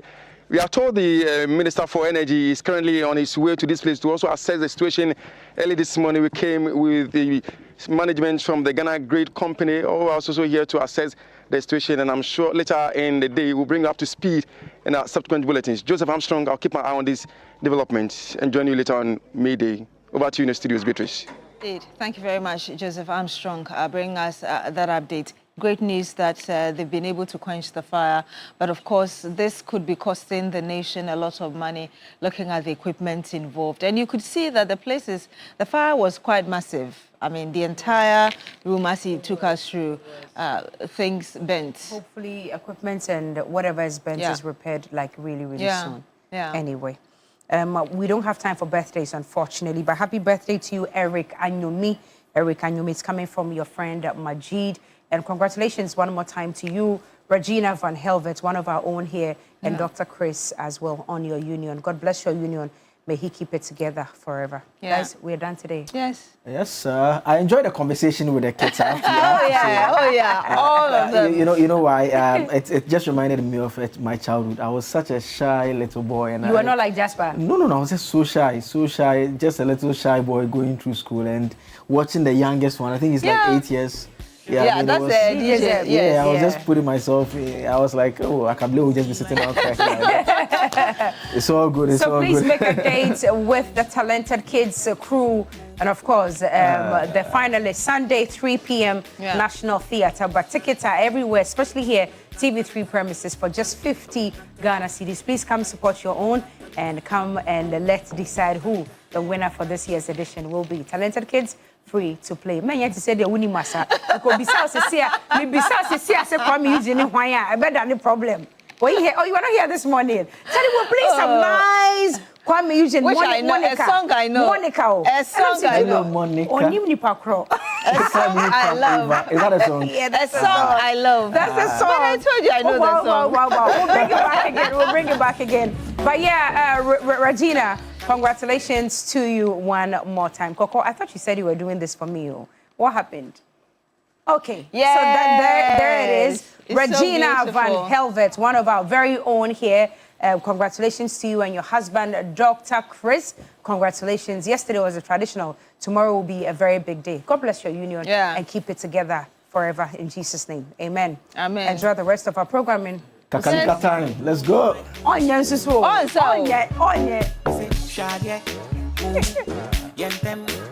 Why? You go do them like Judy.